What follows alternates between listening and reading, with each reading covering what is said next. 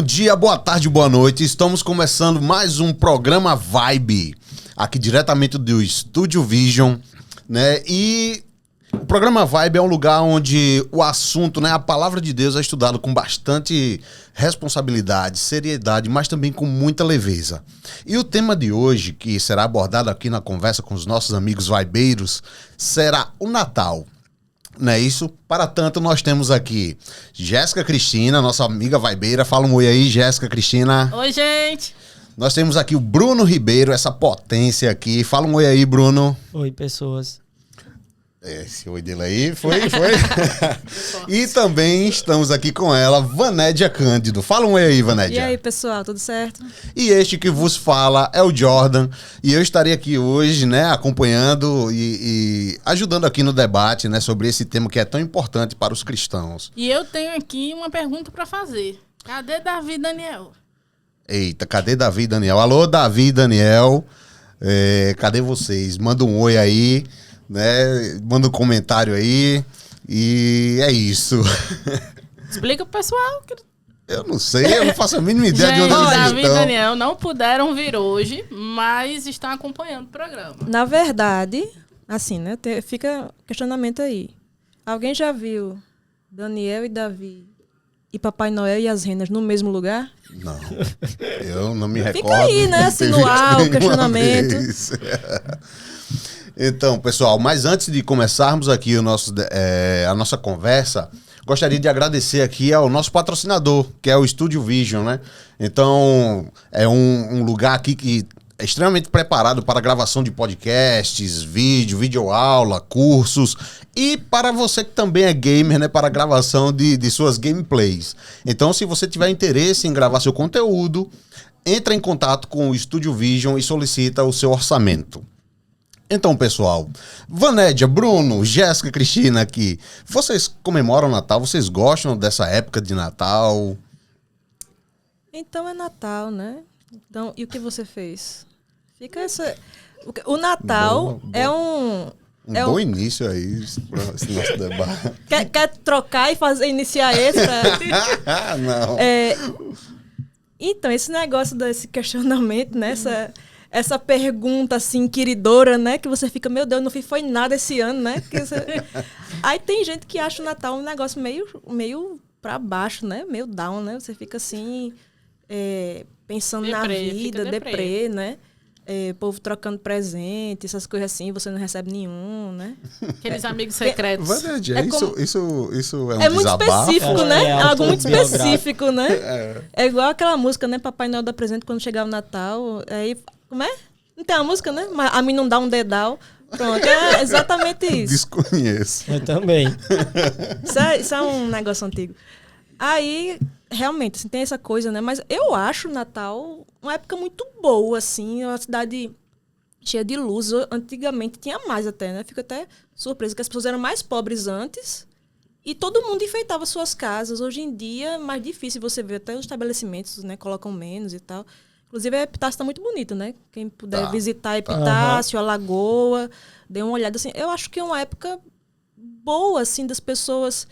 Ai, não, mas é falsidade, porque todo mundo se odiando, todo mundo falando mal do outro. Aí quando chega Natal, ai, mulher, que sei o quê. Só que coisa Tem uma boa. raiva desse tão grande esse argumento. Que coisa boa que as pessoas, pelo menos em algum momento, elas estão buscando se reconciliar, né? Tudo bem que tem falsidade, mas falsidade... Onde tem ser humano tem falsidade, né? Porque na igreja tem falsidade, mas aí a gente... então vamos acabar com a igreja. Tem gente que pensa assim também, né? Mas o pior é crente falando isso, né? Crente vai pra igreja, tem um monte de falsidade lá também às vezes, dependendo da igreja principalmente. Aí, isso aí pode. Tudo o ser humano pode deturpar, né? Então, assim, pelo menos uma época em que as pessoas estão mais... acessíveis, né, mais sensíveis para você, até mesmo falar do evangelho, você pode aproveitar bem essa data, né? Tipo, a pessoa nunca vai para a igreja, aí você chama a pessoa para a igreja, no Natal ela vai às vezes. Então, assim, por que a pessoa acha ruim essa data? Um cristão acha ruim essa data. Tem aquele negócio, né, de paganismo, a gente vai abordar isso depois, a gente né? vai entrar nesses pormenores, né? Agora, para mim, eu penso que o Natal é a minha data preferida. Principalmente por causa de memórias de infância, né? Então, era no Natal que eu recebi os presentes, tinha esse negócio do Papai Noel, que deixava o presente lá, etc. E eu sempre gostei disso. Minha avó enfeitava a casa toda, então lá em Campina Grande... Praticamente um ponto turístico, né? Na casa da tua avó. Papai Noel dele deixava os presentes, o meu levava. Lá em Campina Grande, vez ou outra, o JPB de lá vai fazer uma reportagem na casa da minha avó, porque ela enfeita a casa de Papai Noel em todo canto. Coloca pisca-pisca. Assim, fica uma coisa... tanto que tem gente já me cobrando no Instagram, dizendo, e aí, cadê a casa da tua avó, tal? Porque todo ano eu faço um vídeo postando alguma coisa assim da casa da minha avó pro pessoal ver. É 2 períodos que ela faz isso, né? No Natal e na Páscoa, geralmente. Ela enfeita a casa toda. Ela é uma lenda campinense, né, tua avó? Rapaz. E aí eu cresci nesse ambiente em que minha avó enfeitava a casa toda, em que a gente ganhava presentes, não tinha aula. Te vestir de duende também? Não. Ajudando de Papai Noel, Bruno. E de noite, geralmente, tinha a ceia da família, onde a gente via pessoas que fazia tempo que eu não via. Então, eu tinha uma tia que faleceu, que eu só via ela no Natal. Todo Natal ela vinha, e todo Natal a gente passava junto. Então, isso foi uma memória legal. Aí eu via meus primos no Natal. A gente passava, assim, o Natal fazendo uma arruaça do dia 24 pro dia 25, lá na casa da minha avó. No Natal era quando também a semana do Natal eu achava maravilhosa, porque os filmes lá de tela quente, etc. Era todos os filmes que eu gostava, principalmente Esqueceram de Mim. E aí eu gostava muito desse filme. Então... Eu gostava demais. Eu fiz armadilhas em casa pra pegar bandido que entrasse dentro de casa, porque eu gostava tanto desse filme. Amarrei umas linhas de costura na roseira, como se o bandido fosse entrar por dentro da roseira, né? Eu achava Muito massa bom. demais. Eu também sou fã desse filme. Jéssica, fala pra nós aí, qual a tua relação com essa época aí de Natal? A Natal é uma época muito boa, porque na minha família, assim como na do Bruno, tios, tias, né, parentes que moravam distantes, todos se reuniam pelo menos uma vez por ano, e o pessoal vinha de outros estados e a gente fazia aquela grande confraternização à noite, né, aquela ceia de Natal. Cada um vinha, trazia seu prato favorito. Minhas tias vinham, traziam sobremesas. Aí vinha a primaiada toda e era uma bagunça, sabe? Era muito divertido. Então, as lembranças que eu tenho do Natal são muito boas. Eu não costumava ganhar muitos presentes do Papai Noel, porque a família era muito grande, era muito primo, era muita gente. Mas eu gosto muito dessa época festiva. E você? A minha relação com o Natal é só pensar em comida, né? As comidas de fim de ano, né? Muito importante. Mas lá pra gente poder apresentar melhor esse tema, assim, a gente falou aí de Papai Noel, a gente falou de enfeitar a casa, a gente falou, né, das festas de fim de ano. Mas assim, qual o real significado do Natal para o cristão? Tem até um episódio de Charlie Brown, né? Que ele fala disso, né? Qual o significado do Natal, né? É muito interessante esse episódio. Eu não sei qual é o nome do episódio, mas procurem aí Charlie Brown, Natal. Aí Linus vai explicar, né, qual é o significado do Natal. Sempre... inclusive o desenhista, né, Charles Schulz, ele era cristão, né? Ele colocava muitos conceitos no desenho de Cristo e tal. E geralmente quem explica esses conceitos é Linus, né? Que é como se fosse o alter ego de Schulz lá, e toda vez ele vai explicar coisa da fé cristã, Linus explica. E aí ele vai fazer essa explicação, procura isso aí no YouTube depois. Mas assim, basicamente, o Natal pro cristão, o centro é Cristo, né? E o Natal existe não por causa de Cristo, mas a gente comemora a vida de Cristo, porque o Natal existe por causa do pecado, né? Se não fosse o pecado, Cristo não precisava ter encarnado, né? Deus não precisava ter encarnado. Então, Deus encarnou, e isso nos lembra que a gente não pode salvar nós mesmos, né? Tanto é que Cristo teve que encarnar. E aí ele nasce, né? E a gente comemora a fisicalidade de Jesus. Ele se fez físico, né? Material. Como a gente faz na ceia também, né? A gente, lá na ceia, né? O corpo, pão ali representa o corpo de Cristo, tem lá o vinho, está representando o sangue. A gente comemora a fisicalidade, Deus se fez carne. E, tipo, como é que isso pode ser ruim? A gente tem uma época do ano, não, mas o Natal é todo dia, você tem que se lembrar disso todo dia. Claro, tem que se lembrar todo dia. Mas é importante a gente ter uma data para a gente se lembrar disso também. É porque útil, senão né? não para, né? Verdade. Se não fosse uma data específica, a gente não parava. Uhum.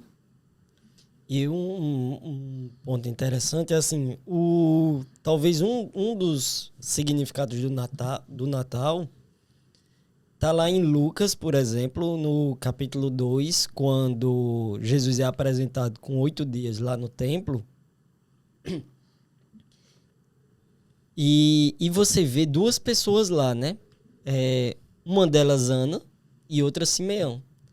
E eles esperavam assim, o Espírito Santo tinha prometido a um deles que ele não morreria antes de ver o Messias, antes de ver o Salvador.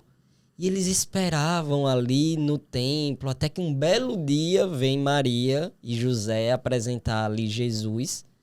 E aí, quando eles apresentam Jesus, como aqueles dois velhinhos ficaram felizes.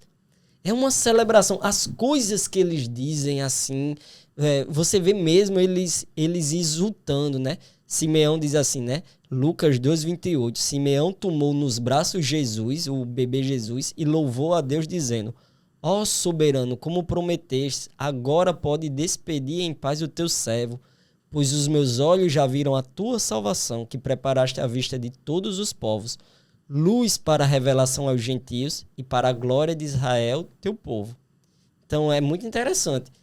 Ele se alegrou, ele pegou o menino no braço aqui, diz a palavra de Deus, e diz, agora eu posso morrer em paz, porque eu vou morrer feliz, porque os meus olhos viram o Salvador do mundo. Então, e isso aqui é um momento de felicidade. E esse Salvador do mundo é luz para os gentios, glória para Israel. Então ali Simeão, israelita, esperando naquele bendito dia, digamos assim, porque os judeus todos eles esperavam, né? Um dia em que Israel fosse liberto, mas eles pensavam que essa libertação era uma libertação física. Mas Simeão aqui entendeu qual era o ponto. E depois de Simeão disse isso, aí ele diz para Maria, né? Esse menino está destinado a causar a queda e o soerguimento de muitos em Israel, ser um sinal de contradição, de modo que o pensamento de muitos corações será revelado. Quanto a você, dizendo com Maria, uma espada atravessará a sua alma. Então Jesus é um divisor literalmente de águas.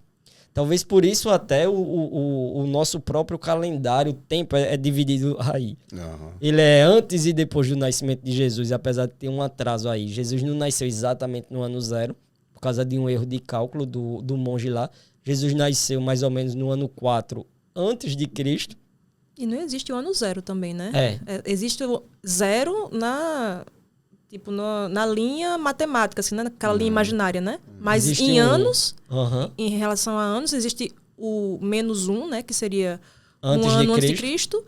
E depois o ano 1. Né? Não tem como ter um ano 0. Mas além disso, ainda teve esse erro de cálculo, né? E aí, depois, tem Ana, muito idosa. Aí ela também vê Jesus e aí ela exulta. Diz a Bíblia que ela jejuava de dia e de noite, estava ali sempre no templo, etc, etc. E aí, diz a palavra de Deus, tendo chegado ali naquele exato momento, deu graças a Deus e falava a respeito do menino a todos que esperavam a redenção de Jerusalém. Então, essa celebração aqui, desses dois aqui, essa celebração de Simeão e de Ana, é o significado do Natal. Nasceu o Salvador, o menino Deus, encarnado, nasceu para nos salvar. Ele é a glória de Israel, ele é luz para nós, para os gentios. Então esse é o verdadeiro sentido do Natal. E por isso que a gente se alegra, por isso que a gente se anima. Então, a gente já pode considerar mesmo, porque muitos não consideram, né? No meio cristão mesmo, há alguns segmentos que não acreditam que o Natal deva ser comemorado pelo cristão, né? Por ter aí algum tipo de mistura com coisas pagãs, né? Festas antigas que eram realizadas. Então, há segmentos do cristianismo que não acreditam que deva ser comemorado, né, essa questão do nascimento de Cristo no Natal. Porque eles associam alguns elementos ao paganismo, é isso? Exato. Mas, no caso, o cristão ele pode considerar o Natal uma festa cristã mesmo, né? Mesmo a gente sabendo que Cristo não nasceu no dia 25, né, de dezembro. Mas tem algum problema? Vocês acham que tem algum problema o cristão se aproveitar disso? Assim, eu vi aqui a exposição do Bruno, eu acredito que não. Mas qual é a percepção de vocês? Assim, quando a gente fala de comemorar, que se a gente deve comemorar o Natal, dever, não é um dever, uma obrigação. Não é igual você, sei lá, tinha as festas judaicas no Antigo Testamento, que era um dever que todo judeu tinha que cumprir. Não é o caso do Natal. Mas, assim, a gente pode aproveitar a oportunidade para falar do nascimento de Jesus, para... Sim, seria muito tolo a gente não aproveitar isso, né? Então, assim, tem essa questão você pode fazer isso se a Bíblia não proíbe, não condena, então por que você não pode fazer? E outra que essa questão, né, do paganismo e tal. Na verdade, tem duas hipóteses, né, que o pessoal fala, mas assim, uma hipótese é menos provável, né, que até o pessoal fala, não, o Natal começou com os cristãos, quando tem até um trecho assim, o pessoal usa que Lutero cortou um pinheiro de Natal, cortou um pinheiro assim, andando na mata e levou para casa, colocou algumas velas, um negócio assim. É pouco provável isso, mas há quem defenda. Mas mesmo que o Natal tivesse tido uma origem pagã, realmente, né? O pessoal fala da Saturnália, fala de umas coisas assim. A origem não diz sobre a moralidade de algo. Se você pega a origem de tantas coisas que são origens pagãs, senão você não vai fazer nada, porque tudo você vai ficar parando para pesquisar a origem daquilo. Você não vai olhar nem a hora no relógio, porque a hora de 60 segundos é a herança dos babilônicos, que usavam isso em adoração aos deuses. Não era só que os babilônicos desenvolveram, era um modo de adorar os deuses. Ele tinha uma adoração sexagemal. Então, assim, tanta coisa, os meses do ano, né? Julho, que é em homenagem ao imperador Júlio César, que era adorado como um deus. O mês de agosto foi porque o imperador César Augusto ficou com raiva e botou também o mês de agosto. Inclusive, são os 2 únicos meses do ano que são seguidos, um mês de 31 dias. Uhum. Sempre alternado, né? Uhum. Um mês de 30 e o próximo mês é de 31. Exceto julho e agosto, porque... César Augusto ficou, não, gente, o meu vai ficar com menos dias, né? Não, bota aí, 31 também. É os piores dias de salário. Pois é, então assim... É um mês que não acaba nunca, né? A gente sempre fica reclamando desse período do ano. Setembro, quando chega, meu amigo... Exato. Março, em homenagem a Marte, que era o deus da guerra, né? Então, assim, você não vai fazer nada. Os dias da semana também são assim. Esse sinal aqui, de legal, de joinha, é um sinal... pagão, porque era isso que os soldados romanos faziam quando viam uma mulher, e eles faziam isso aqui como gesto obsceno, simbolizando o órgão sexual deles ereto. É tanta coisa que você... Rapaz, a aliança de casamento. Também? A origem, sim. O véu de noiva, tudo isso tem origem pagã. Caramba. Então você não vai fazer nada dessas coisas? Aliança de casamento é um objeto pagão? Não sabia. Sim. Inclusive, o pessoal fala, né, que isso aqui é o círculo, né? Simbolizando o infinito, tal, que o pessoal tinha em crenças pagãs, assim. Mas, assim, enfim, muita coisa. E é coisa que a gente nem sabe também, que tem origem pagã, a gente faz. Isso é a ideia de que é possível você estar adorando Satanás por lapso. Eita, pila! Adore Satanás e não vi. Não existe isso, minha gente. Adorar Satanás por procuração. Não existe isso. Entendeu? Assim... Claro que você pode fazer uma coisa sem saber que aquilo ali é errado. Mas quando a coisa é moralmente errada em si. Quando o negócio não é moralmente errado, é só porque teve uma origem. E sem falar que isso é uma falácia, né? Isso é a falácia genética. Você pega a origem de algo para dizer isso aqui não presta. É uma falácia, e o cristão não pode ter, assim, usar argumentos falaciosos. A gente tem que ter compromisso com a verdade. Então, a gente não pode se valer disso. Então, assim, é muita coisa. E não só isso, mas a própria festa, né? O pessoal fala, né? Qual é a hipótese mais comum, mais aceita, de que tem origem pagã realmente na Saturnália, tá? E quando a fé cristã se tornou a fé oficial do Império Romano, então eles pegaram e disseram, não, vamos utilizar essa data aqui para comemorar o nascimento de Cristo. Então, na verdade, o Natal seria uma nova festa, não é a festa pagã. É uma nova festa.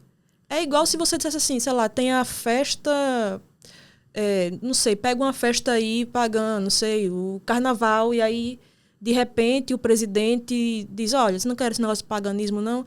Então, vamos no lugar do carnaval, vamos colocar outra festa. Vamos colocar a festa de Jesus. Batismo do começo do ano. Pronto, vamos colocar a festa do batismo. Aí eu vou dizer que essa festa do batismo tem uma origem pagã? Então, não, serve para substituir uma festa pagã. Então, assim, o que era comemorado no dia 25 de dezembro era Saturnália. Isso, é a hipótese mais aceita. Aí os cristãos foram e modificaram a festa em si. Não, isso. Eles adoram o Deus deles e nós vamos adorar aqui. Paulo comemorar fez o isso. nascimento de Jesus. É aquele evento que marcava o início do solstício de inverno, né? Isso. Paulo fez isso, né? Você pega Atos 17, quando Paulo vai pregar lá no Areópago, Paulo utiliza elementos da cultura grega para dizer, olha, ele pega vários trechos, citações de poetas antigos, gregos, e fala, de Deus também somos geração. Quando Paulo fala isso lá em Atos 17, não é uma frase de Paulo, é uma frase citando um autor pagão. Inclusive, Paulo pega trechos do hino a Zeus.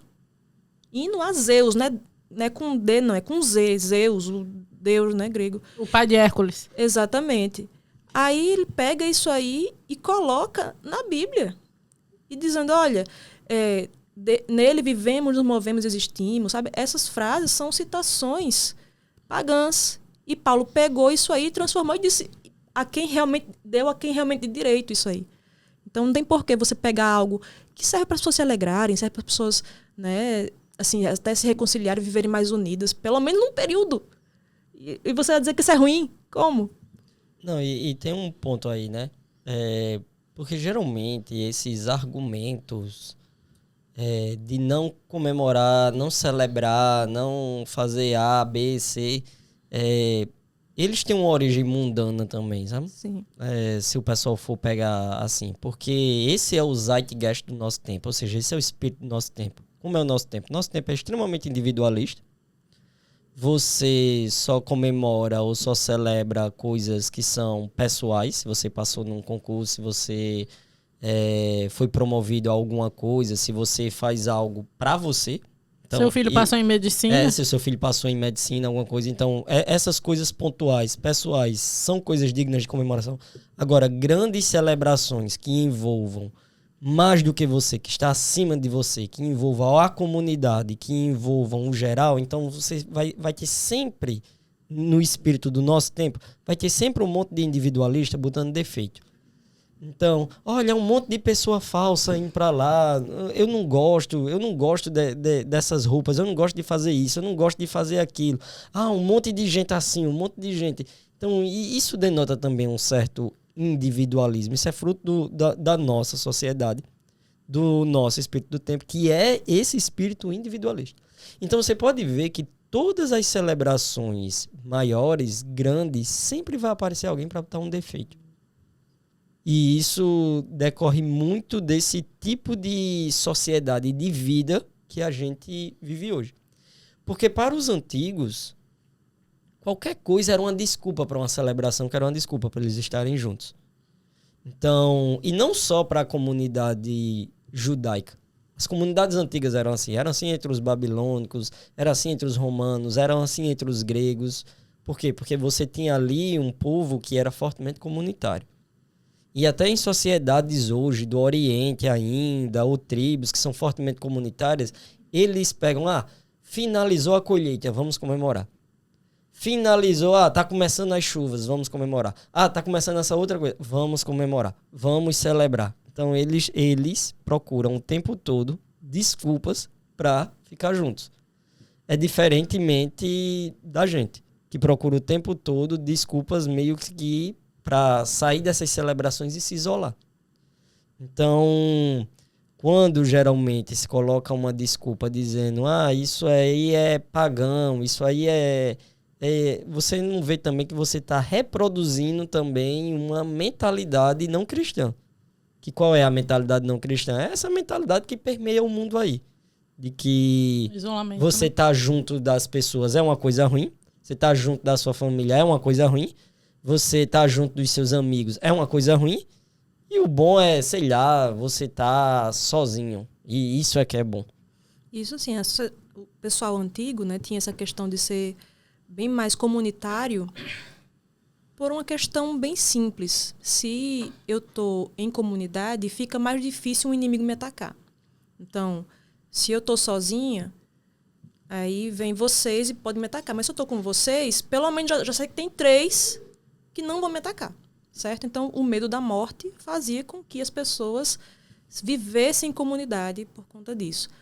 Mas uma vez que Cristo veio, Cristo encarna e vence a morte, qual é o motivo da gente viver em comunhão, viver em sociedade, se a gente agora, como cristão, não precisa mais temer a morte, né? Enquanto eles fazem isso por causa do medo da morte, ou até celebram a vida, fazem festas, tal, celebrando a vida. Por quê? Porque a vida é passageira. Então tem que celebrar logo, tem que aproveitar logo. A gente não precisa disso.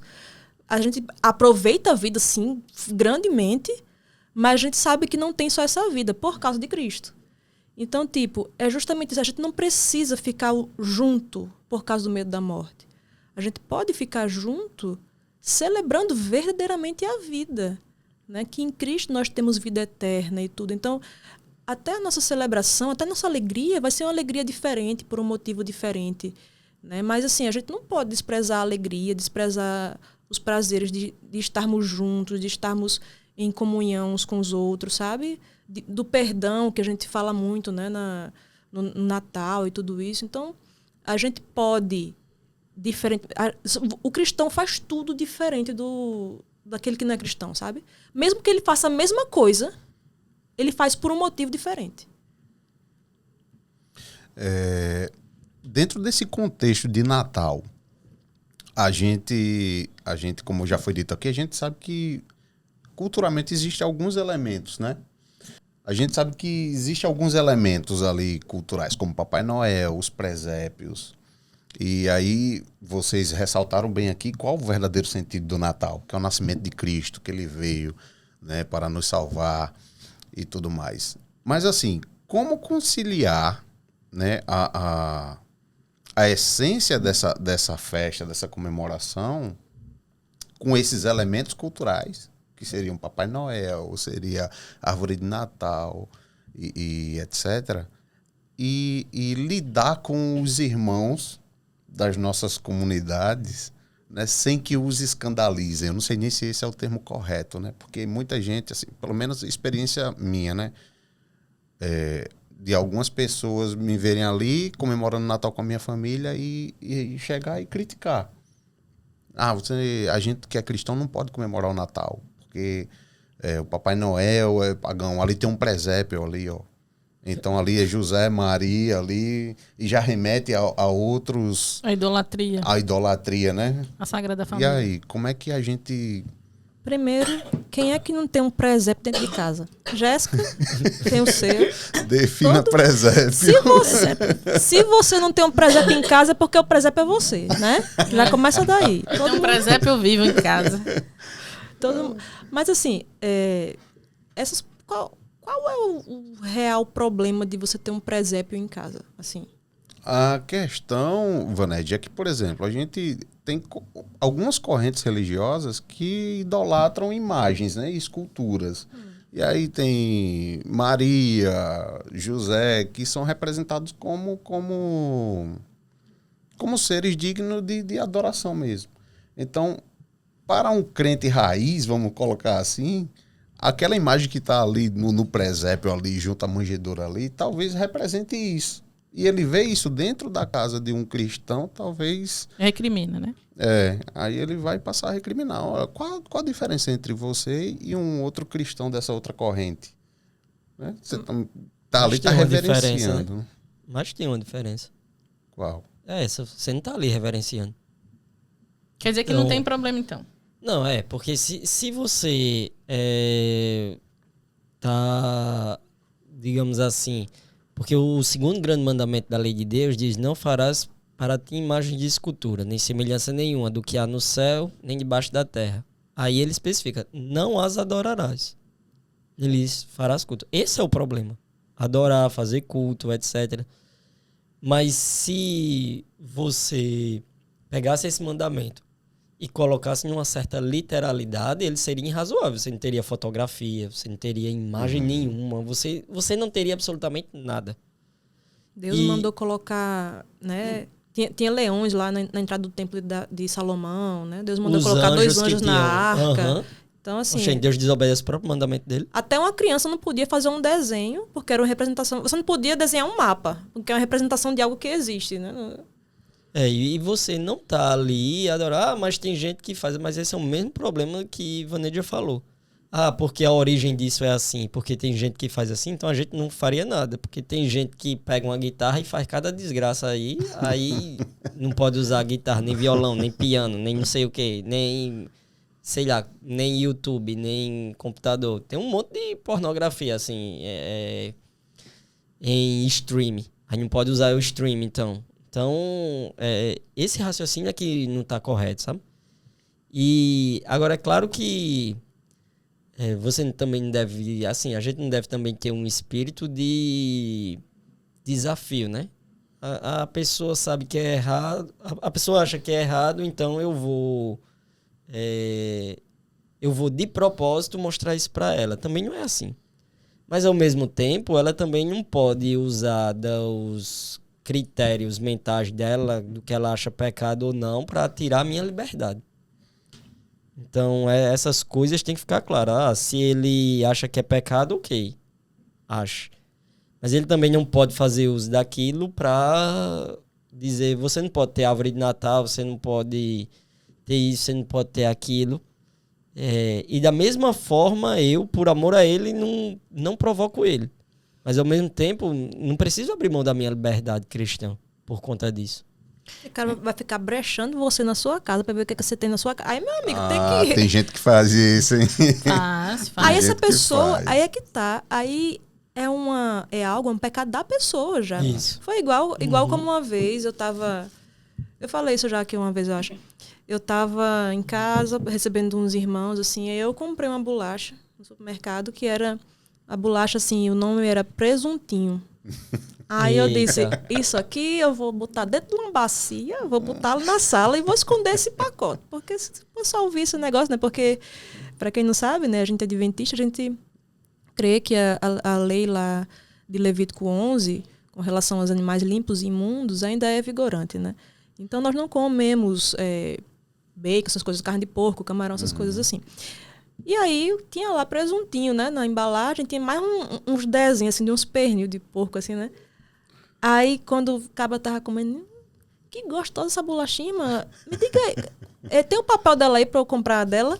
Aí eu, miserável. Eu fui pegar, né? Aí eu fui pegar e já disse, né? Ó, isso aqui, presuntinho... Infartou. Quando vi embalagem, faleceu. Aí isso aqui, presuntinho, isso aqui não quer dizer que tem presunto aqui não, de porco não, tá? Tem só o nome. Tem só o nome, é só o cheiro, literalmente. Aroma artificial, né? Sabor artificial de presunto, tem aqui no rótulo, né? Então, assim, eles pegam a fórmula química, né? Jordânio entende essas coisas aí e tal. Eles pegam a fórmula química que dá o cheiro do bacon, mas não tem o bacon ali. Colocam lá ou simulam uma fórmula parecida, que tem esse cheiro parecido, e colocam Saudades do Egito. Essência, né? Essência. Tem gente que diz isso. Aí tem lá só o cheiro, né? Mas não tem porco aqui, não. Sabe? Na verdade, os outros elementos que tem lá, o sódio, tudo é mais pior prejudicial que o... Aí disse assim, né? Aqui não tem... Aí ele... Não, mas se eu visse a irmã comprando isso no supermercado... Aí eu, sabe, irmão, então me desculpe, mas o problema estaria com você. Não estaria comigo que comprei. Né? Então, assim, a pessoa que tem esse negócio, não, porque eu vi. Aí se a pessoa vir o outro comprando, se a pessoa via na casa do outro... Pisca-pisca. Aí tá aí a questão, né? Tem uma coisa que é... Tem até um hino, pode parecer um pouco ofensivo esse hino, mas eu vou explicar. Tem um hino, né, muito espiritual, que é aquele, né? Toma conta da tua vida. Isso aí, por quê? A gente tem coisas que dizem respeito na vida de vocês, que são meus irmãos, que convivem comigo na igreja. Tem coisas da vida de vocês que dizem respeito a mim, porque se você estiver em pecado, então eu tenho que alertar você e tudo. Mas olha, se a Bíblia não coloca aquilo ali como pecado, por que eu vou estar tomando conta da vida do irmão? A gente tem que tomar conta da vida uns dos outros, no sentido de a gente ajudar inclusive, quando o irmão está em pecado, ele sair daquele pecado. Não em ficar meticulosamente olhando um negócio que eu acho estranho, que eu não concordo, para eu poder ficar interferindo na vida do irmão. Interfira, sim, na vida do irmão.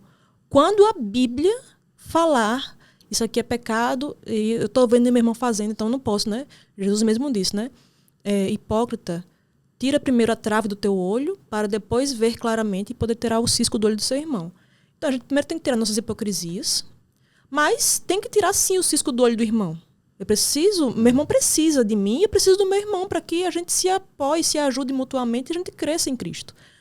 Agora, quando a Bíblia não fala nada disso, a gente tá se julgando mais sábio do que Deus. Deus não falou isso, mas eu acho que é importante, então eu vou dizer que o irmão não pode fazer. Então, precisa mais humildade às vezes também. Porque os irmãos ficam criando critérios que acabam tornando a vida dos seus outros irmãos mais pesada e desnecessariamente, né? A gente deve servir, o irmão serve para aliviar os fardos dos outros, não para colocar mais fardo onde não tem, né? Tem uma citação de C.S. Lewis. Eu não sei se eu leio essa citação aqui. Leia, por favor. Eu já sei qual é. Eu sei qual é. Carregada essa. Mas é uma citação de cristianismo pura e simples. Mas enfim, o espírito dela é que importa, né? Mas ele diz assim uma coisa interessante. Uma das marcas de um certo tipo de mau caráter é que ele não consegue se privar de algo sem querer que todo mundo se prive também. Esse não é o caminho cristão. Um indivíduo cristão pode achar por bem abster-se de uma série de coisas por razões específicas, do casamento, da carne, da cerveja ou do cinema. No momento, porém, em que começa a dizer que essas coisas são ruins em si mesma, ou em que começa a fazer cara feia para as pessoas que usam essas coisas, ele se desviou do caminho. Então tem um princípio aqui nessa citação aqui de C.S. Lewis que é interessante. Pesado isso aí, hein? Realmente, assim, tem coisas que tocam ao indivíduo de forma que, para aquele indivíduo, talvez seja um dever se abster. Talvez seja um dever abrir mão para aquela pessoa específica. Ou talvez por causa de um voto que o indivíduo fez com Deus, ou talvez porque naquela situação ele vai pecar e não é bom que ele esteja naquela situação, ou talvez... não sei.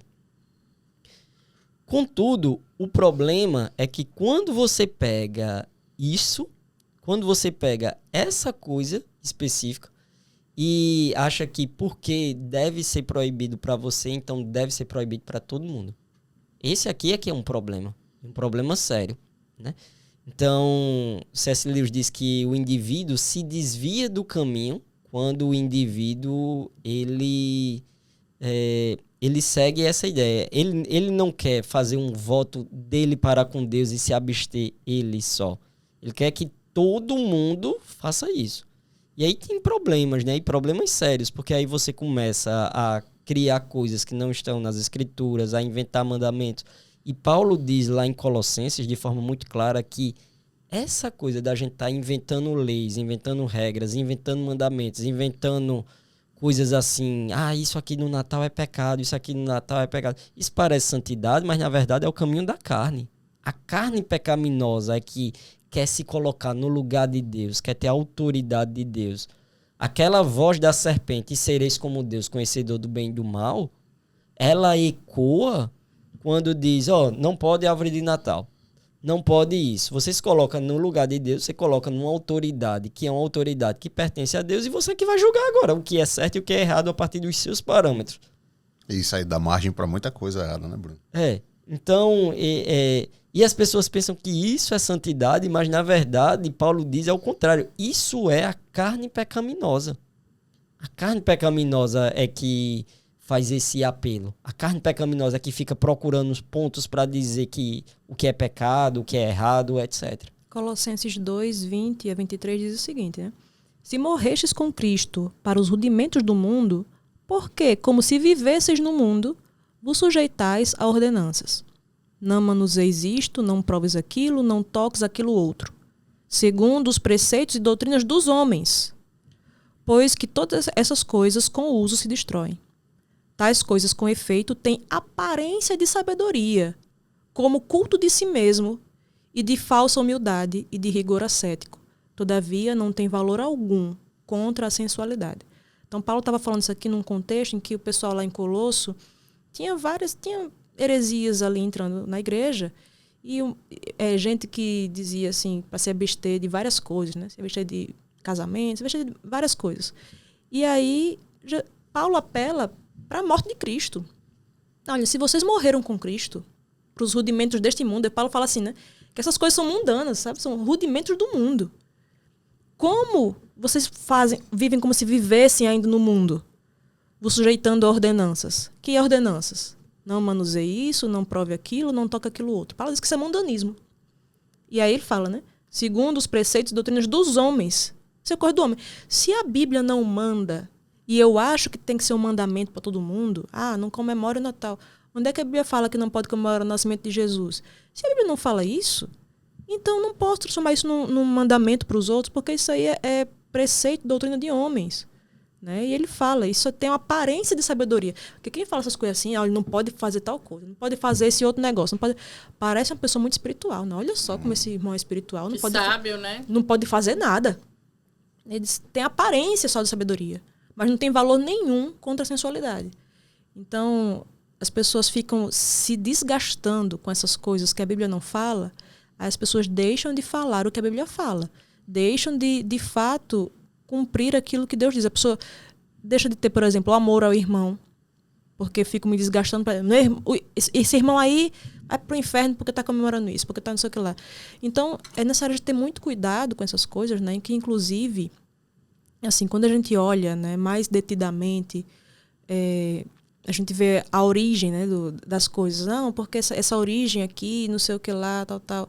Eu estou colocando a origem das coisas como uma autoridade superior à da Bíblia. Estou colocando o meu raciocínio como uma autoridade superior à da Bíblia. Né? Então, não estou sendo bíblico e acusando o irmão de estar indo contra a Bíblia. É hipocrisia isso. Totalmente. Querido telespectador que está aí nos assistindo, se você está gostando desse assunto, desse papo que está acontecendo aqui agora, compartilhe esse vídeo, já aproveita, se você não segue a nossa página aí no YouTube, já vai lá, segue também, dá um gostei aí nesse vídeo. E outra coisa, não se esquece de nos seguir no Instagram também. Nós somos da comunidade Novo Tempo, né? Uma comunidade que é vinculada à Igreja Adventista do Sétimo Dia. E procura lá no Instagram, Comunidade Novo Tempo JP, não é isso? Vai lá, segue a nossa página, assiste todos os conteúdos lá, são postados conteúdos lá semanalmente, né? Conteúdos riquíssimos em conhecimento, né? Principalmente aqui com essas autoridades aqui. Também tem o Giovanni também, que manja muito, tem o Davi. Enfim, vai lá, segue a gente lá, curte e compartilha nossos conteúdos. E vamos dar continuidade aqui ao nosso papo aqui agora com a pergunta da Jéssica. Então, eu gostei muito das reflexões, sabe, que vocês apresentaram. Quando eu me tornei adventista, eu ouvi muito dessas coisas, muito desses argumentos. Olha, você deve evitar ter árvore de Natal em casa, porque ela é um símbolo mundano. A decoração da casa, pra quê? Então, a minha mãe, que sempre teve um espírito natalino, sabe, de enfeitar a casa, no começo ela até parou, você acredita? Ela mudou, ela deixou de decorar a casa com aquele afinco que ela fazia, porque ela foi desestimulada por alguns irmãos da igreja que tem esse entendimento aí errôneo. E aí o Natal foi ficando tão, né, que era uma coisa mais animada, mais bonita. Eu acho bonito do clima do Natal é justamente a decoração. Mas muitos do argumento era essa decoração tem esse fundo aí mundano, deve se evitar porque se gasta muito com isso. Então, até a árvore de Natal também, alguns cristãos têm um preconceito contra a árvore de Natal. Não pode ter em casa, não pode ter na igreja, porque a árvore de Natal é um símbolo de uma festa moderna, né? Não remete a Cristo. Papai Noel, nem tá ligado ao Papai Noel. O Papai Noel é o inimigo de Jesus Cristo. Não pode falar de Papai Noel porque ele é o inimigo de Cristo no Natal. Então, ou você tem Papai Noel ou você tem Cristo. Se o Papai Noel está... Pronto. Aí alguns dizem, Papai Noel é vermelho por causa do sangue de Cristo. Minha gente, Papai Noel, ele é vermelho por conta da Coca-Cola. As pessoas sabem disso, né? Ele não era originalmente, mas por conta de uma campanha comercial da Coca-Cola, nós conhecemos essa figura hoje, né? O bom velhinho que se veste de vermelho. Mas não tem nada a ver com sangue de Cristo. É bom explicar isso, né? Porque vão achar que ele toma muito Coca-Cola e ficou vermelho por causa da Coca-Cola. Tá vendo como Coca-Cola faz mal? Não bebam. Então, o pessoal faz uma mistura e aí, no fim das contas, a gente não pode nada, né? Não pode olhar para o lado assim porque a gente tropeça. E isso aí é tudo a carne. Isso é tudo a carne pecaminosa fazendo aquilo que Colossenses 2 diz. Porque quando você vai ver no final das contas, isso não tem poder nenhum para refrear os efeitos da nossa natureza pecaminosa. Poder nenhum. Porque qual é o poder que existe ter ou não a natureza ou uma árvore de Natal em relação a gente lidar com pecados de verdade da nossa natureza? O orgulho, a presunção, a sensualidade, etc. Qual é o efeito que proibir uma árvore de Natal tem com relação a isso? Nenhum. Zero. Então essas coisas parecem ter essa pretensão de santidade, conforme o texto disse que Vanessa leu pra gente, explicou. Mas quando você vai analisar a fio, você vê que aquilo ali é literalmente a natureza pecaminosa do indivíduo querendo que os outros se submetam às ideias, porque ele quer apresentar de uma certa forma um certo desenho de que ele é muito correto, etc. E aí por isso começa a haver pecado em tudo. E isso é a nossa natureza pecaminosa. Isso não é fruto de buscar santidade, isso é fruto de deixar a carne falar. Muito importante. Agora também o pessoal é bad vibe demais, né, menino? Olha, sabia que a árvore, as bolas eram as cabeças das crianças que eram decepadas, cabeça das crianças cristãs, que os pagãos ofereciam sacrifício e tal. O pisca-pisca eram velas que acendiam ali, deixavam pendurado ali na árvore. Já ouvi essa história aí também. Pois é um negócio assim... Tipo, primeiro que não há nenhuma comprovação disso, que as cabeças eram as cabeças das crianças, não sei o quê. E era vermelha porque que era com sangue, cheio de sangue as cabeças, não sei o quê. A pessoa pega assim, né? Essas ideias assim, né? A gente tem até o outro podcast outro episódio, né? Sobre teoria da conspiração, que a gente tem que até, né, fazer uma parte 2 também. Mas assim, pega um negócio que parece encaixar. Olha só, a cabeça da criança cheia de sangue ficava vermelha. Então, bola vermelha, então pronto, não pode. Né? Pega assim, ó. Pra reprimir pro terror, né? Pega a cabeça dessa criança aqui. Realmente, a cabecinha. A tamanho do cabecinha de um gato novo, né? Aí, bota assim, eita, tá vendo? Realmente. Minha gente, não tem nenhuma comprovação disso. Ainda que tivesse, certo? A gente, como a gente falou, tem muitas coisas que a gente utiliza que tiveram origem ruim. Inclusive, tem, por exemplo, pesquisas interessantes. Pesquisas, assim, coisas úteis que foram descobertas no período do nazismo com experimentos horríveis em seres humanos. Então, a gente tem que renegar esse conhecimento que foi adquirido porque a origem foi ruim. Não, infelizmente, fizeram dessa forma. Mas pelo menos vamos tirar algo bom disso, né, dessa tragédia que aconteceu lá na eugenia nazista, e vamos aproveitar, vamos usar. Então, ainda que tivesse sido, né, assim, como a gente viu, né, isso é falacioso e a gente não pode se pegar a isso sem extrair a parte boa. Ainda que fosse esse negócio assim, não teve uma parte boa, que a gente se lembrar de Jesus e tal, a gente pode se apegar às partes boas e não ser tão Sabe? Olha só, tua mãe se alegrava fazendo isso, tal, com uma coisa inocente, que não fazia mal a ninguém, nem a ela, nem a ninguém. Não desonrava a palavra de Deus. Pelo contrário, né? Tem que parar por causa desse povo, sabe, mórbido. Que negócio, história mórbida da pílula. E ainda tem uma coisa aí, sabe? Que, assim, parece esquisito isso que eu vou falar, mas...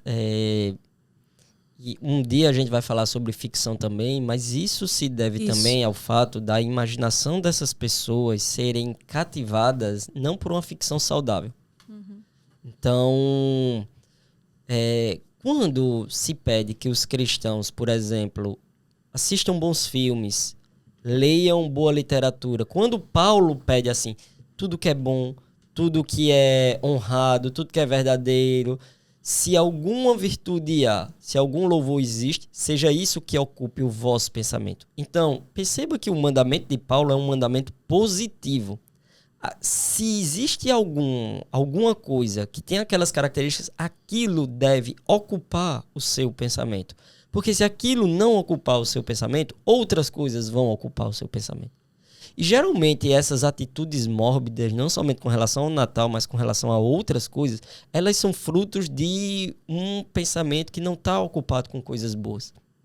Então é por isso que os cristãos jogam contra, quando eles falam, por exemplo, contra a ficção, contra a fantasia, contra boa literatura, contra bons filmes, contra boa música. Porque se essas coisas não ocuparem o nosso pensamento, como Deus nos criou como seres estéticos, como Deus nos criou como seres que vão ocupar o pensamento com alguma coisa, se a gente não ocupa com isso, a gente vai ocupar com lixo. A gente vai ocupar com coisa ruim. Aí a gente ocupa com teoria da conspiração.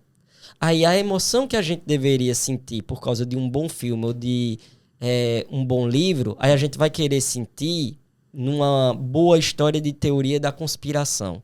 Só que a gente, como a gente tem a nossa imaginação deseducada, e a gente não vê algo que é realmente bom, etc., a gente vai pegar aquilo, vai começar a achar que aquilo é verdade, vai começar a achar superior. Aquilo ali vai levar a gente para um caminho ruim. Teoria da conspiração faz isso. Agora, por que a gente é levado por teoria da conspiração ruim? Porque a ficção boa, a gente não aprendeu a desfrutar dela. Então, todos esses tipos de pensamento, eles se devem muito ao fato da gente não obedecer Paulo quando ele fala lá em Filipenses de forma positiva. Pelo contrário, eu só escuto as pessoas na igreja falarem desse texto de forma negativa. Ou seja, acham que esse texto é para excluir. Peraí, vamos ler o que é que Paulo diz. Pronto, aquele filme não tem isso, já exclui. Aquilo ali não tem isso, já exclui. Mas Paulo ali está falando, você está invertendo o sentido. Porque Paulo está falando que se é bom, então você tem que ir atrás. Paulo está falando que se é honrado, você tem que ir atrás. Paulo não está dando uma lista ali de você descartar. Paulo está dando uma lista ali de você colocar, né? De você colocar sua vista naquilo. Bruno tocou num ponto bem interessante, que é a questão da ficção, que inclusive eu acho que toca também no que Jéssica tinha falado, né, de Papai Noel. Tem muita gente que é contra Papai Noel, a gente respeita, certo? Assim, a gente tem umas brincadeiras aqui que a gente faz, tá? Mas assim, não se sinta ofendido se você defende algum ponto de vista desse. Só tem que parar para refletir se isso é bíblico. Mas, e se você também não está fazendo com que, transformando em mandamento aquilo que não é. Isso é sério. Né? Então, mas a gente não está aqui para debochar de você. A gente tá, porque assim, né? A gente perde o amigo, mas não perde a piada. Não, mas assim, é porque é para deixar mais leve e tal, mas não se sinta ofendido com as coisas que a gente tem falado aqui, mesmo as brincadeiras, né? Mas reflita. Essa questão do Papai Noel, né? Tem gente que acha que é contra, não sei o que e tal. Mas qual é a origem do Papai Noel? Papai Noel era, assim, né, segundo a história, né? Era um cara chamado Nicolau, que disse que era um homem muito bondoso, tal, e nesse tempo, né, do Natal, ele pegava, dava presente para as crianças. E aí o pessoal começou, né, a atribuir algumas coisas para ele. Então, algumas freiras, depois que ele morreu, né, tal, algumas freiras passaram a distribuir presentes para as crianças e diziam que era São Nicolau, né, no caso, diziam que era São Nicolau e tal. E aí criou-se a lenda do Papai Noel, que é Nicolau, né? Tipo, é como se fosse uma tradução, né? Uma coisa de Nicolau. Então, assim, qual o problema de ter um senhorzinho bondoso que dava presente para as crianças e que Isso uma figura cristã. Uma figura cristã. Ele era um cristão, inclusive ele estava na disputa lá com Ário, com relação à Trindade, né, com relação à divindade de Jesus, que Ário foi um bispo que falou que Jesus não era Deus, Jesus era uma criatura. E ele estava lá na disputa com Ário. Ele fez um negócio meio feio, né? Não parece... É um Papai Noel dark, né? Que ele pegava. Ele deu um tapa, né? Conta a história, deu um tapa na cara de Ário, né? Quando ele estava falando as heresias dele lá e tal. Não recomendo, né? Então, assim, Papai Noel não foi um bom menino, né? Nesse momento aí. Mas, assim, ele era um cristão que prezava pelas crenças cristãs e tudo. Aí tem muito esse negócio, né? Muito um ranço, vamos ser bem franco, assim, um ranço católico. Tudo que lembra o catolicismo, né? Muitos protestantes, muitos evangélicos têm um ranço imediato. Isso não é racional. A gente tem que... Não é porque os católicos fazem que necessariamente está errado. A gente tem discordâncias com os católicos. Mas a gente não pode ser irracional. Então, se tinha um cara que, tipo, era um homem cristão, bom, e tipo, não há problema da gente dizer...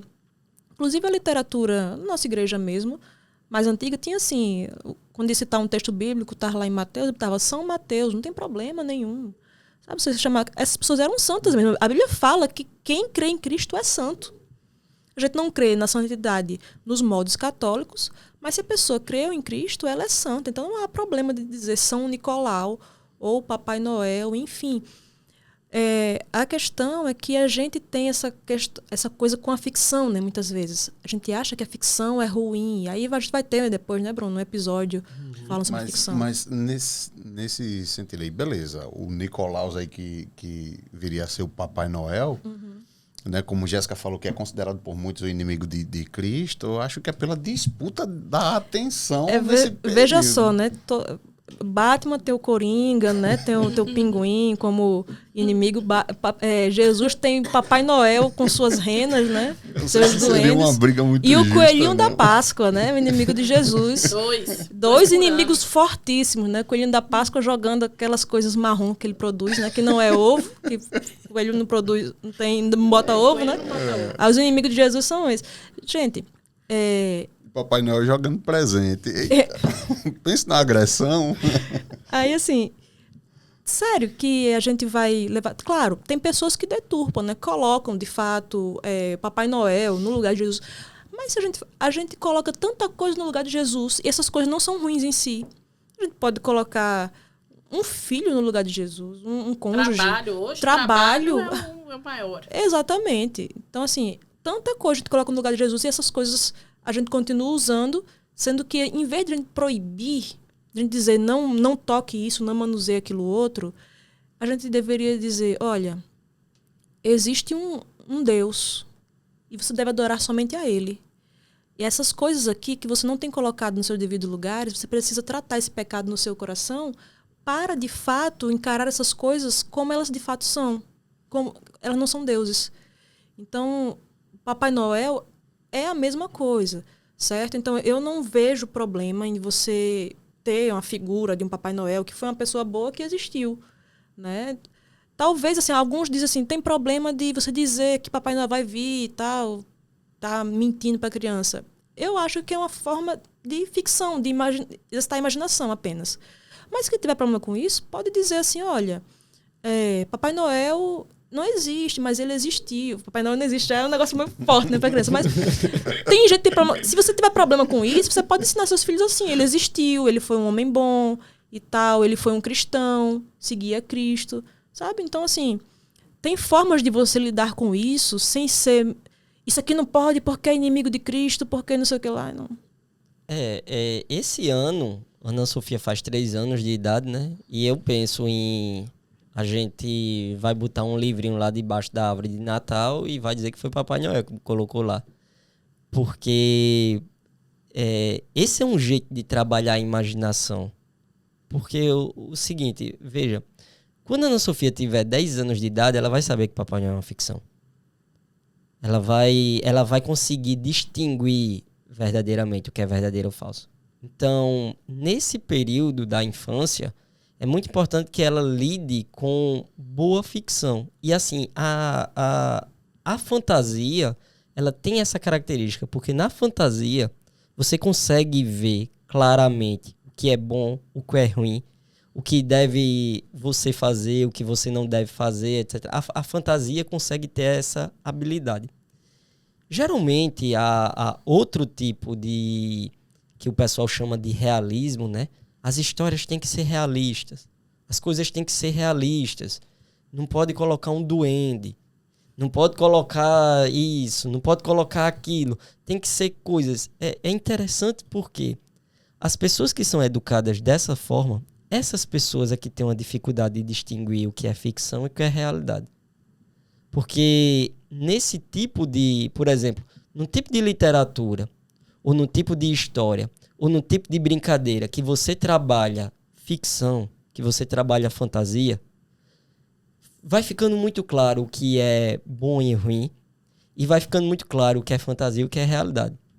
Agora, num tipo de ficção que não faz isso, por exemplo, as novelas, as pessoas geralmente confundem, acham que aquilo é daquele jeito, acham que a vida é daquela forma, acham que a vida real se dá naqueles moldes. Agora, por quê? Porque ela não teve a imaginação dela e não teve a mente dela educada. Então, esse é um ponto. C.S. Lewis, ele costumava dizer, ele disse, olha, as crianças que eu vejo que mais têm dificuldade de pegar um conto e achar que aquele conto corresponde à vida real é aquelas crianças que não trabalharam com imaginação, não trabalharam com fantasia.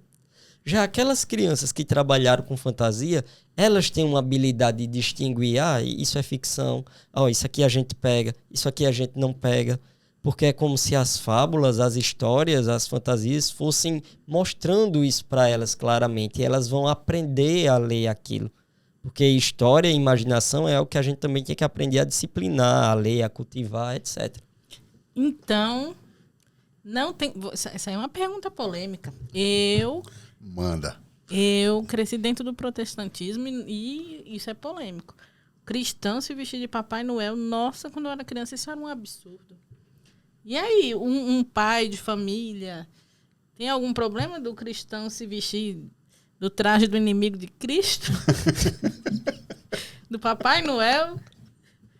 Para fazer uma brincadeira com a família, porque eu já fui cogitado várias vezes para esse papel, inclusive. Nossa, mas o que eu já ouvi, não pode de jeito nenhum se vestir de Papai Noel, que é isso? Vai estar enganando as crianças. Não, tem argumento assim, o pessoal usa argumento de enganar, tipo, o crente não pode jogar futebol. Por quê? Porque o futebol tem o drible. E o drible, você tá enganando, você finge que vai pro lado e vai pro outro. Opa! Eu já ouvi isso. Deu. Tipo, você não pode jogar um jogo que tenha blefe, porque você tá enganando. Tipo, naquelas regras daquele jogo... Minha gente. O jogo é um universo que tem regras ali, né? Naquelas regras ali é lícito você driblar, você fazer, né? Então, a ficção, a fantasia tem regras dentro daquele universo, né? Jesus mesmo usou histórias de ficção. Nós cremos que a parábola do rico e Lázaro era uma ficção. E uma ficção, inclusive, que era utilizada lá pelos próprios babilônicos e tal. Os egípcios já tinham histórias semelhantes ali. Então, você usar ficção, né? Como o Bruno disse, você vai incentivar a imaginação. E, tipo, uma vez eu vi uma história de a professora contando, sabe? Numa revista, assim, dizendo que ela estava lá contando a história de Sansão. Aí o Pirrainha assim... Oxe, ele só fez isso? E Hulk? Que jogou o cabo lá no outro planeta. Não sei o que e tal.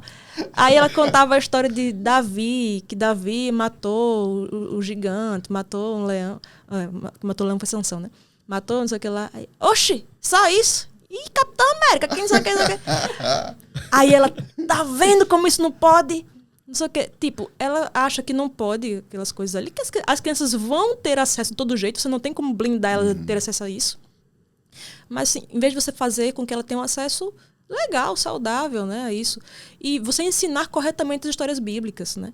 Porque se as histórias bíblicas forem meramente, olha só, como Davi venceu o gigante, né? Que é como a gente conta essas histórias, que é errado contar assim. Em vez de você falar sobre o cuidado de Deus, tal, você fala, você também pode vencer seus gigantes. Fonte de motivação. Né? Como Davi venceu, você também pode vencer. Sabe? Usar como meras histórias motivacionais, você não precisa nem de Bíblia.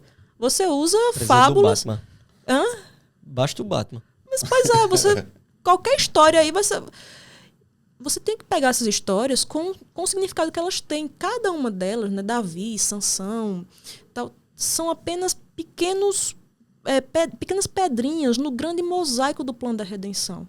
Sabe? Elas contam uma história maior, que é a redenção que Deus nos dá, o cuidado de Deus, tudo isso. Então, se você usa essas histórias assim, você já está usando errado. Então, você faz com que a criança realmente ache que é um concorrente de Jesus. E não ficção, como, né, algo que você vai... E que, inclusive, ajudam a contar um pouco de coisas que nós, como seres humanos, anseios que nós, como seres humanos, temos. Nós gostamos, né, achamos bonito poder, né? Olha só, seres poderosos e tal. Porque Deus coloca no nosso coração esse anseio, né, por um bom poder, um poder de fazer o bem, de fazer essas coisas. E os super-heróis também trazem isso. O Papai Noel também poderia, né, trazer isso, se você trabalhasse isso corretamente. Eu sei que vai ter muita gente criticando a gente aqui. Vai ter muita gente nos comentários. Se assistirem, né? Assistam. Primeiramente tem que ter gente assistindo, Assistam, pelo amor de Deus. Pode comentar. Se você não gostou, comenta bem muito, né? Que é melhor ainda, né? A gente vai ler tudinho. Eu sei que vai ter gente achando ruim, tá? Às vezes até a pessoa nem chegou a essa parte porque ela estava achando tão ruim, já que estava defendendo. Calma, gente. Vamos ter sabedoria, vamos ter paciência e esperar a pessoa... Vamos saber ouvir, né? A gente está aqui argumentando biblicamente antes de tudo. Então, se você é alguém que diz levar a Bíblia a sério, você tem que pelo menos parar para ouvir se isso aqui de fato é bíblico. Né? E conhecer os argumentos de quem não pensa igual a você, mesmo que você não concorde. Pelo menos conheça o que a pessoa, né, diz. Então, se você não concorda com esse negócio de usar Papai Noel, você pode fazer o seguinte, você pode não usar. Né? É uma ótima opção, se você não gosta. Mas se você não consegue apontar biblicamente o motivo para aquilo, então é aquele negócio, né? A gente tem que falar o que a Bíblia fala, a gente tem que falar muito do que a Bíblia fala muito, tem que falar pouco do que a Bíblia fala pouco, e falar nada sobre o que a Bíblia não fala nada. A Bíblia não fala nada sobre isso, então seja bíblico e também não fique chateando o seu irmão por conta disso, né? Ô, Vanédia, e quanto à estética das coisas? Porque, por exemplo, eu tô aqui pensando aqui no seguinte. A gente enfeita a casa toda com árvore de Natal, Papai Noel, caixas de presente fake ali, né? Às vezes, pisca-pisca. Tudo pecado. Isso poderia ser correlacionado à vaidade e aí dar brecha para alguém te recriminar em relação a isso? Ou eu estou viajando aqui na maionese? Vaidade, porque assim, né? A gente usa a palavra vaidade de uma forma diferente que a Bíblia usava. Vaidade hoje é se a pessoa ela gosta de estar bonita, é uma pessoa vaidosa. Mas na Bíblia, a vaidade, né, você pega o livro de Eclesiastes, que usa muito essa palavra. Vaidade significa algo inútil, vazio. Né? E Eclesiastes fala que o trabalho é vaidade, que o estudo é vaidade, o conhecimento é vaidade. Então, ele fala das coisas debaixo do sol, ou seja, tudo que você faz aqui nesse mundo, como se a vida fosse só essa aqui, ou seja, debaixo do sol, como se não houvesse algo além do sol, né? Algo além dessa terra, de fato tudo é inútil, tudo é vão. Então, até mesmo coisas boas, o trabalho, o conhecimento, comer, sabe, se alegrar, tudo isso é inútil se você tem uma visão de mundo meramente materialista, que tudo que existe é isso aqui. Né? Então, vaidade significa isso. Coisas que não vão levar a nada. E não a beleza, não a estética, não a arte. Você vê como é que Deus mandou o pessoal construir o templo. Tinha arte ali. Né? Tinha artesãos fazendo coisas bonitas, fazendo coisas belas. Jesus disse que Deus veste a erva do campo que hoje existe e amanhã é lançada no fogo. Ou seja, Deus encheu o mundo de vaidade. Porque o mundo tem coisas muito belas que Deus criou. Deus encheu o mundo de vaidade. Diz que nem Salomão se vestiu como qualquer dos lírios do campo. Então, Deus ama essas coisas. Deus ama a beleza, a arte, a estética. O Natal é um momento que as ruas, né, que o mundo fica muito bonito esteticamente. E como Deus assim, se alegra com isso, tanto é que ele encheu o mundo disso. Você chamar a beleza de vaidade é até uma forma de você dizer, de você falar contra Deus, sabe? De você chamar Deus de fútil. Não é assim, a vaidade nesse sentido, né? A Bíblia também fala da vaidade no sentido de orgulho, né? Tipo, você colocar uma coisa assim para você deixar a sua casa bonita, para você deixar... assim, é um capricho que mostra até mesmo, assim, imita o capricho de Deus em nos dar coisas boas, belas, pra gente olhar, ver o mar como é bonito, né? Ver uma flor, ver um pássaro. A gente acaba imitando Deus na sua obra criativa, inventiva, artística, que Deus é um artista, né? Vê como é que ele pinta uma flor ali. Tudo isso é a gente imitando Deus. E Deus nos fez para imitá-lo também, né? Então, quando a gente cria coisa, a gente coloca um enfeite, faz isso. Isso tudo é uma forma da gente imitar Deus. Aí, novamente, eu pergunto, como é que isso pode ser ruim? É você querer levar a vida de uma maneira muito amarga. À toa, do nada. Lá em Eclesiastes você vê um ponto de vista bem amargo da vida. Quando a vida é vivida simplesmente debaixo do sol. Mas a gente sabe que a gente não vive vida debaixo do sol. Então, a beleza vai ter um significado. Porque tem algo além do sol. Tem algo que vai dar sentido àquelas coisas belas, né? É Deus que dá sentido a isso. E mais uma vez, essa amargura, ela é fruto também do espírito do nosso tempo. Então, os niilistas é que não acreditam que as coisas têm valor, têm beleza. Eles são cínicos, né? Eles não acreditam que as coisas são boas em si. Eles não acreditam nessas coisas. E mais uma vez, e esse é um ponto importante, quando essas coisas não ocupam o nosso pensamento, outras coisas vão ocupar o nosso pensamento. Então é aí que a sensualidade pega a gente, é aí que a fraqueza do orgulho pega a gente, é aí que outras coisas pegam a gente, sabe? Porque se a gente não imita a Deus como da forma como Deus nos fez para imitá-lo, para apreciá-lo, a sua criação, então a gente vai construir ídolos e tentar substituir essas coisas. E não dá certo. Então é por isso que eu sempre digo, às vezes esse espírito de sair querendo proibir tudo, ele, além de ser parte da carne, ele é fogo amigo. Porque esse proibir tudo abre as comportas para outras coisas. Sabe? Então, eu vou proibir todos os filmes. Isso abre a comporta para a pornografia entrar. Eu vou proibir toda a ficção. Isso abre a comporta para teoria da conspiração entrar. Então, quando você proíbe coisas boas, isso abre comporta para coisa ruim entrar. Então, esse é um ponto que tem que ser, digamos assim, que o cristão tem que estar alerta, sabe? Muito bom. Eu acredito que essa época de Natal é uma época muito propícia para que a igreja se aproveite disso para evangelismo mesmo, né? Porque geralmente é a época do ano em que a gente pode convidar pessoas como vizinhos, né? Colegas de trabalho, familiares, para irem para a igreja com a gente, porque geralmente nessa época as pessoas estão mais abertas a isso, mais suscetíveis.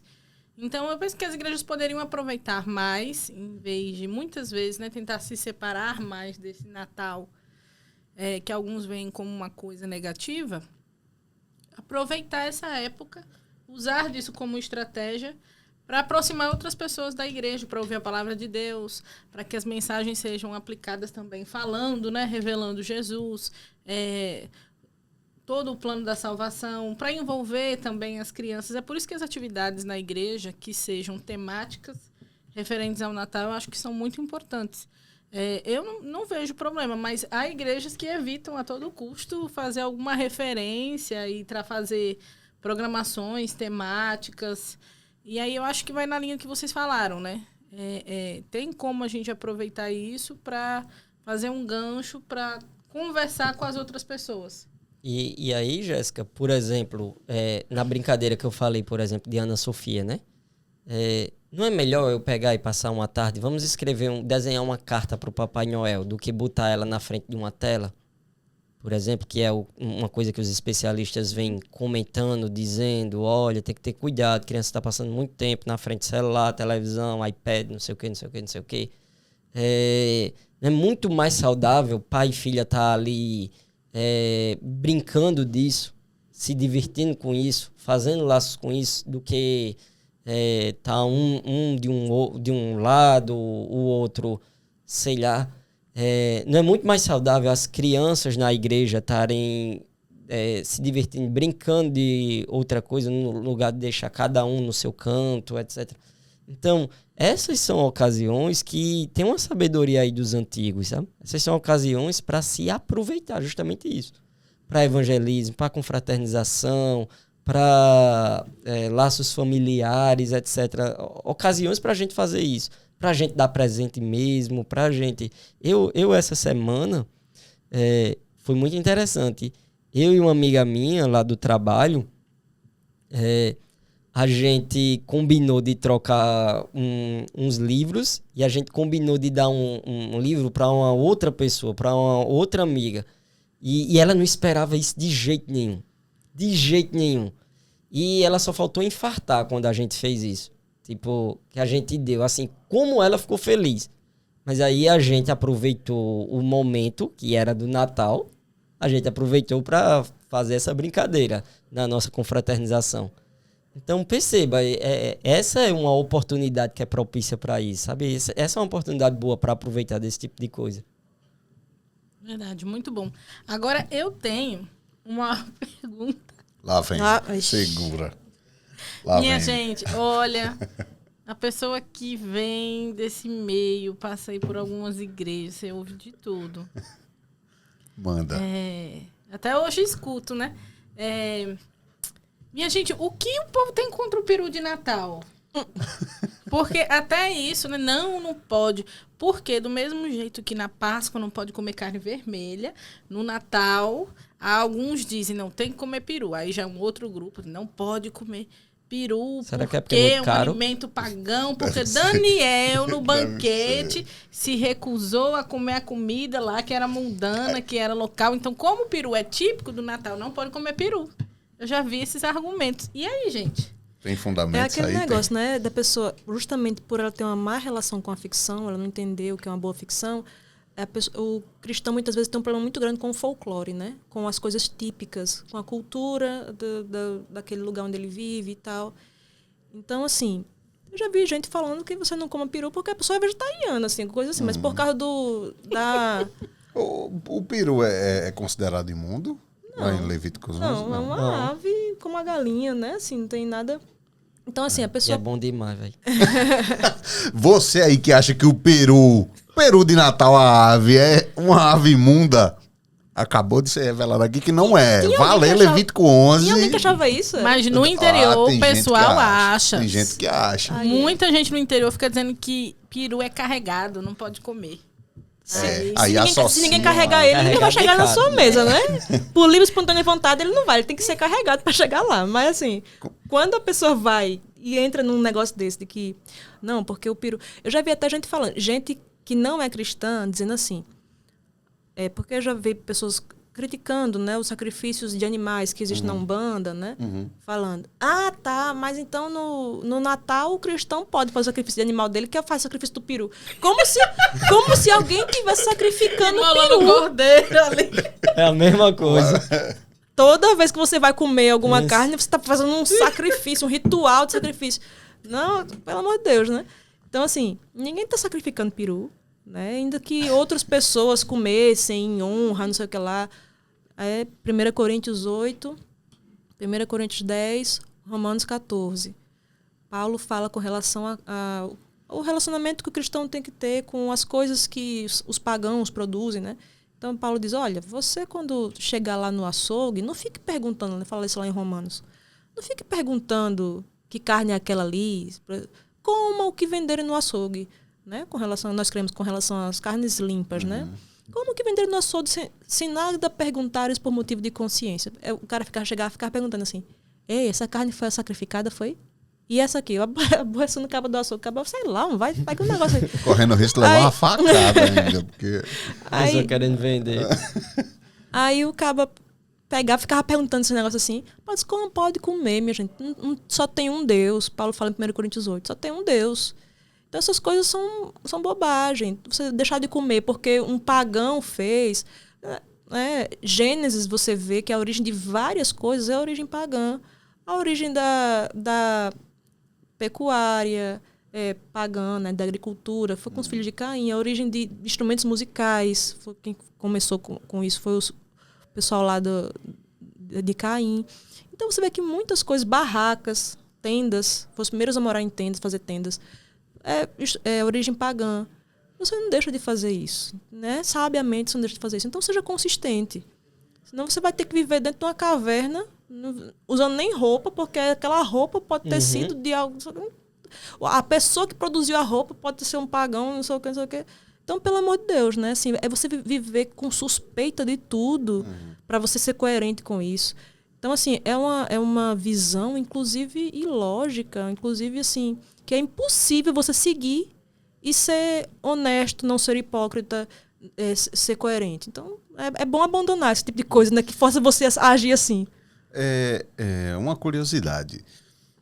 Na Bíblia ali, Vanédia, Bruno, Jéssica, vocês saberiam responder se alguém comemorou o nascimento de Cristo? O Bruno falou no início que Simeão e Ana ali, eles deram graças ali, ficaram exultantes ali com o nascimento de Jesus Cristo. Algum relato na Bíblia, além deles, que tenham comemorado essa data ali do nascimento de Cristo? Muito bom. Não, assim, que eu me recordo não. Agora, assim, eu já vi o seguinte argumento de pessoas que são contra, né? Ah, não, mas a gente tem que enfatizar a morte de Jesus, não o seu nascimento, porque a Bíblia enfatiza a morte, não o nascimento.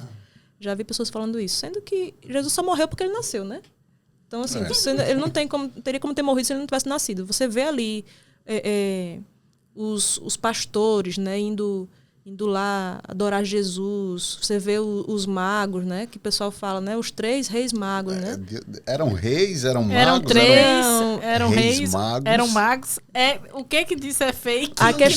A questão é que a Bíblia fala que eram magos vindos do Oriente. Agora não fala se eram reis, nem falam se eram 3.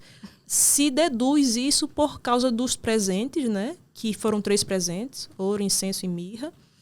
E também pelo valor dos presentes, né? Que eram coisas muito caras.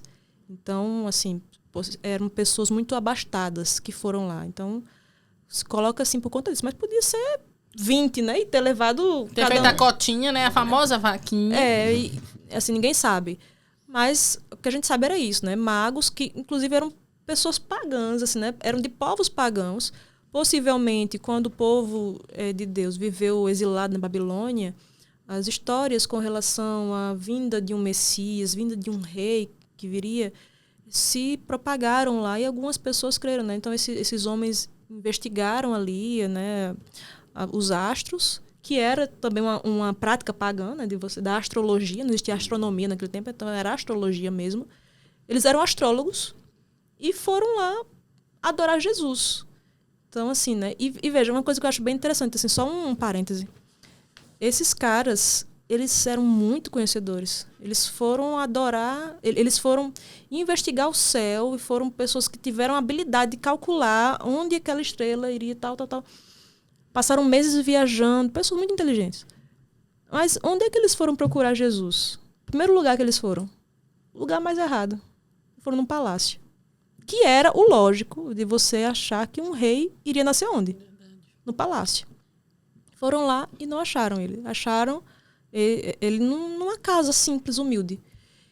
Também é mito esse negócio, né? De dizer que os pastores chegaram e viram Jesus na manjedoura. O texto não fala isso em momento nenhum.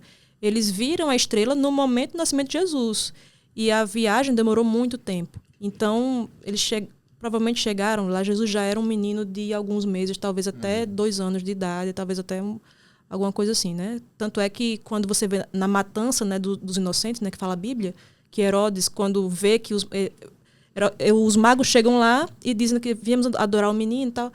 Aí diz, não, olha, quando vocês encontrarem, me avisem também para eu ir lá adorá-lo, sendo que ele queria matar, né? Porque era uma ameaça, né? Ameaça ao reinado de Herodes e tal. Quando eles chegam, eles são avisados em sonho que não fossem voltar para lá, porque não era coisa boa. E aí eles não voltam, Herodes viu que foi enganado E aí manda que sejam todos mortos os meninos de 2 anos para baixo. Ou seja, Jesus teria por volta dessa idade, né, até 2 anos. Por isso que é 2 anos para baixo. E aí... Oi. A tradição católica, pelas pesquisas da internet, diz que foram mais ou menos 12 dias que esses magos levaram.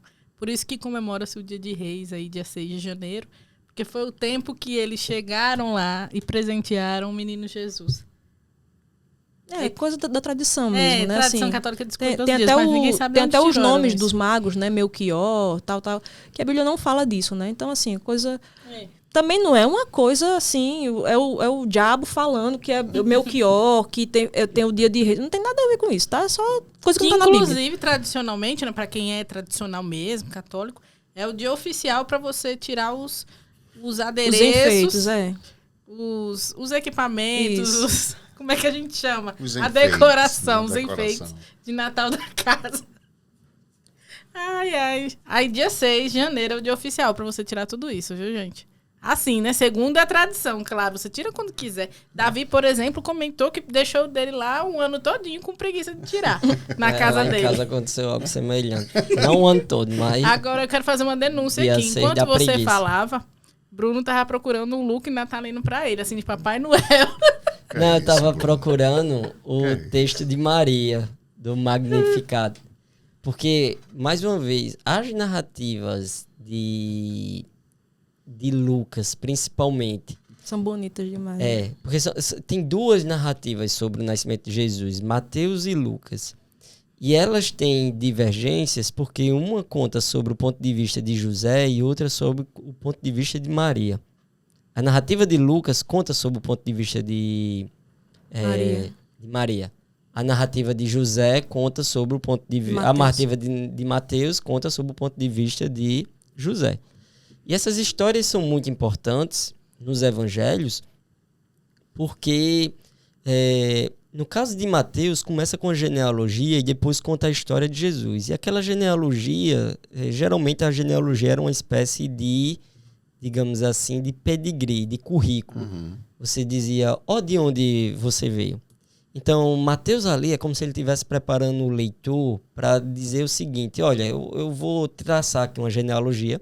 Ela tem umas coisas esquisitas, essa genealogia. E quando você vê a genealogia de Jesus em Mateus, tem umas coisas esquisitas, né?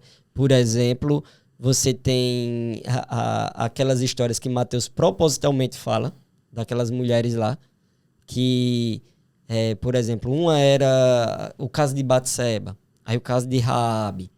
Aí você vê... Por quê? Porque Mateus está mais ou menos dizendo o seguinte, olha a genealogia do povo de Deus. Tem essas coisas esquisitas. Agora eu vou contar para vocês também uma história esquisita. E aí ele conta uma história esquisita. E qual é a história esquisita? A história esquisita é de uma virgem que dá à luz a um filho. Essa é uma história esquisita. E aí tem uma dúvida na cabeça do marido. E essa dúvida vem o anjo lá e dissipa, etc. Essa era uma história estranha. Uma história tão estranha que... você vê ecos dela na narrativa dos evangelhos de que Jesus provavelmente foi uma pessoa mal vista. Porque quem já viu uma virgem dar à luz? Então as pessoas às vezes acham assim, não, era porque o povo de antigamente era crédulo. Não, o povo de antigamente sabia como se faz filho da mesma forma. Tipo, a gente não descobriu isso depois da medicina moderna, nem da ciência moderna. O povo de antigamente sabia da mesma forma. E eles sabiam que tinha uma coisa esquisita ali. E a história de Mateus narra esse ponto. Mas quando você vai para a história de Lucas, é muito interessante porque é celebração do começo ao fim. E tem uma parte lá da Bíblia que é o Magnificat de Maria, né? Que é um canto de Maria, e tem uma versão específica da Bíblia chamada A Mensagem, e era essa que eu estava atrás, porque ela traz exatamente, quando Maria escuta do anjo, ela traz exatamente como o coração de Maria irrompe em louvor. Assim como todo mundo, o coração de Isabel, quando Maria vai visitar ela, irrompe em louvor, O coração de Simeão irrompe em louvor. O coração lá de Ana irrompe em louvor. Todo mundo lá em Lucas fica feliz com a celebração do menino Jesus. Mas essa é muito interessante que essa história aqui, assim, essa versão da Bíblia específica, a chamada Bíblia a Mensagem, ela meio que fez umas rimas com a história e ela contou mais ou menos como as pessoas naquela época escutariam, como as pessoas teriam lido aquele texto. E ficou muito legal, é assim, ó. Então Maria irrompeu em louvor. Meu coração extravasa em louvor a ti, ó Senhor. Quero dançar ao som da canção do meu Salvador. Deus decidiu olhar para mim e vejam o que aconteceu.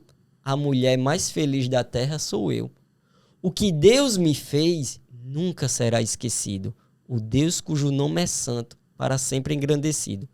Suas misericórdias sempre se renovam sobre aqueles que de coração o adoram. Ele estendeu o braço e mostrou que é poderoso. Dispersou todo arrogante e todo orgulhoso.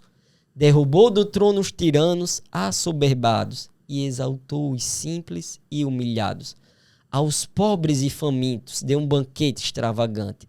Ficaram a ver navios os ricos arrogantes. Voltou a abraçar Israel, seu filho escolhido. Por sua eterna misericórdia, sentiu-se compelido. Cumpriu sua promessa, está consumada, firmada com Abraão, agora manifestada.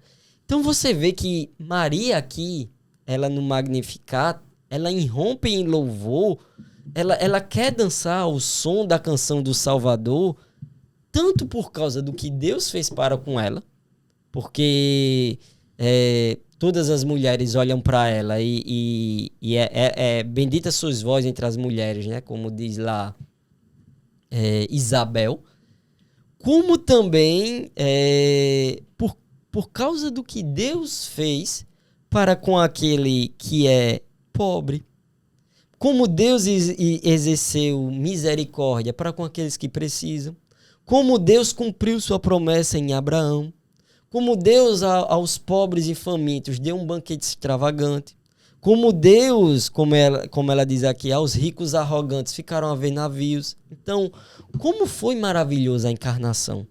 Então, era assim que Maria via.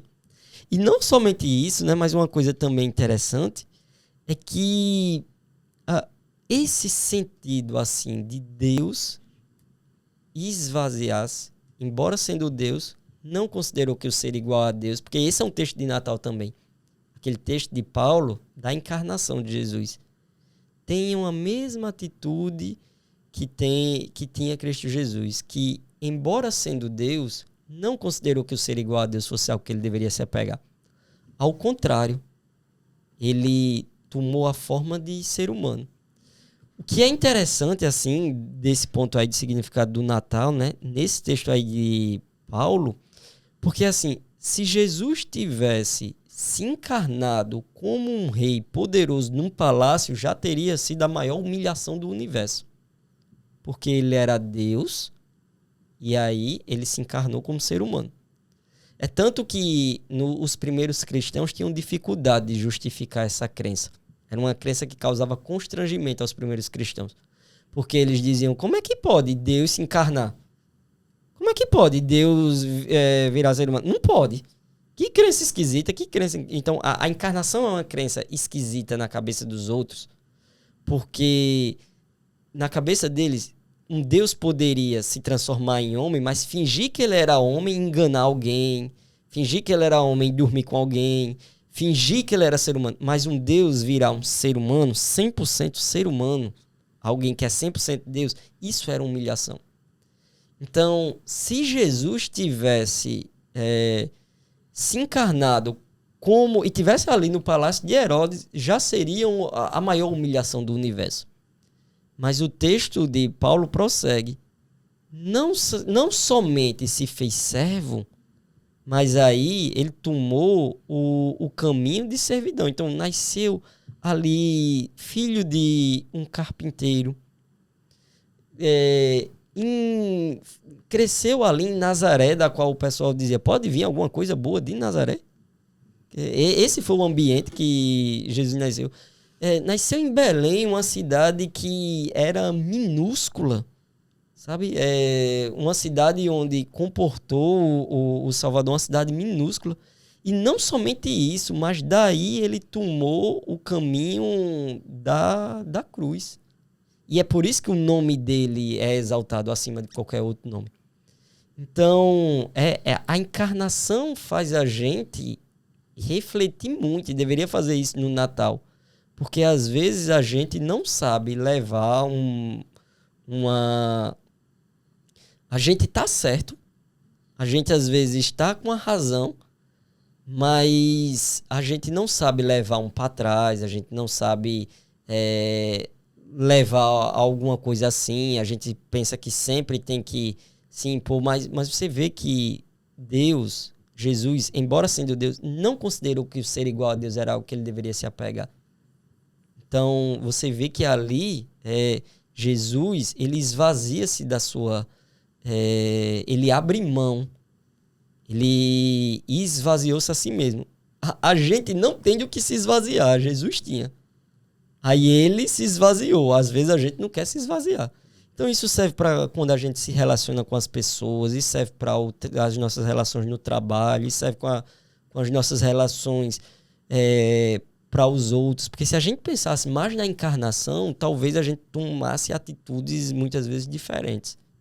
E assim, né? Não sei, eu acho que talvez já esteja se encaminhando, né, para o final. Eu vou fazer minhas considerações finais aqui. Isso que Bruno trouxe, né, do cântico, né, de Maria, né? O Cântico de Maria é chamado de um dos 4 cânticos da Natividade, né? Natividade significa nascimento, né? Então, um dos 4 cânticos do nascimento de Jesus. E é interessante ver esses cânticos que são relatados apenas em Lucas. E Maria tem um cântico e Zacarias também tem um cântico, né? De Maria chamado de Magnífica e Zacarias é Benedictus, que são nomes latinos que foram dados posteriormente, né, a esses cânticos. Quando a gente vê quem eram essas pessoas, né? Zacarias era um sacerdote que um anjo apareceu a ele dizendo: olha, você vai dar à luz, sua esposa, né, vai dar à luz um filho. E ele ficou: como é que pode ser isso se nós já somos velhos, né? E veja, era um sacerdote e ele estudava, né, a história, já tinha isso na história, né? Tem Abraão, né, e Sara, tal, que eram muito velhos, tal. Aparece um anjo, fala isso para Zacarias e ele pergunta: como pode ser isso? E aí o anjo diz: vai ser assim. E porque você não creu, você vai ficar mudo. Zacarias fica mudo até o nascimento do menino, que era João Batista. E João Batista, né, ele era filho de Zacarias com Isabel. Isabel era prima de Maria. E Maria dá à luz um filho, né, que é Jesus. E João Batista e Jesus são primos, né? Tem uma diferença aí. João Batista é poucos meses mais velho que Jesus. Cerca de 6 meses. E então, Zacarias tem um cântico também, né? Realmente, assim, exaltando agora o milagre que ele estava vendo, né? Do nascimento de Jesus, anunciando o nascimento de Jesus, né? E veja, Zacarias era um cara que era, assim, bambambam daquele tempo, porque ele era um sacerdote. Ele era um homem, sacerdote. E ele faz essa pergunta: como pode ser isso? E o anjo amaldiçoa, assim, né? Ele fica mudo. Aí quando João Batista nasce, e aí ele vai, né? Fala que o nome do menino é João. Ele realmente, assim, ele consegue falar depois que ele nasce. Mas Maria faz a mesma pergunta quando chega o anjo para Maria: como pode ser isso? E aí o anjo explica para Maria. Ambos fizeram a mesma pergunta, mas um partiu da dúvida. Assim, da descrença, na verdade, né? A gente pode ter dúvidas, e essas dúvidas podem ter 2 lugares. Ou está no lugar da descrença, ou está no lugar da crença. Você tem dúvidas e você quer crer, né? Então, Maria tinha dúvidas. Como é que podia ser isso? Eu só queria saber como era, mas ela já creu. Entende? Então, assim, não há problema com a dúvida. A gente pode estar falando isso aqui, e você talvez seja um cético que esteja: eu não acredito em nada disso aí. Deus não, assim, sabe, não coloca no inferno aquele que tem dúvida. Pelo contrário, Deus diz, né, em Isaías, vinde depois e arrazoemos. Então, eles têm esse convite, né, para que você reflita sobre isso. Agora, Zacarias, ele descreveu, ele realmente assim, isso é impossível. Maria, ela queria crer, e essa crença dela, assim, né, essa dúvida dela foi respondida. A questão é que também Maria era uma mulher pobre, uma mulher que ficou difamada, né? Porque como é que essa mulher está grávida agora e diz que é o Espírito Santo? Sei. Então, assim, Deus pegou essa mulher, que não era ninguém, não era nada, e pegou esse homem, que era um homem importante, um homem benquisto, e deu revelação a ambos. Ambos foram autores de hinos que estão na Bíblia, né? Maria foi uma autora de um hino muito bonito que está na Bíblia. E a gente vê como o Natal também representa isso, sabe? Você pegar todas as pessoas, todas as classes sociais, todos os povos, né? É isso que os anjos falam, né? No outro cântico, é o terceiro cântico da Natividade, né? Que é o cântico dos anjos, né? Gloria in excelsis, e eles cantam isso dizendo que isso é a boa vontade de Deus para com os homens. Todos os homens. Ricos, pobres, grandes, pequenos, não importa, né? Então, assim, o Natal representa essa união de todos os povos. Quando chega lá, os anjos chegam cantando, eles não cantam para reis, eles cantam para pastores no campo, né? Inclusive, o pessoal fala, não, a gente sabe que Jesus não nasceu no 25 de dezembro porque não tinha como os pastores estarem lá no campo, porque seria muito frio ali no hemisfério norte, né? Então, eles chegam lá cantando para pastores, estavam dormindo ao relento, cuidando de suas ovelhas.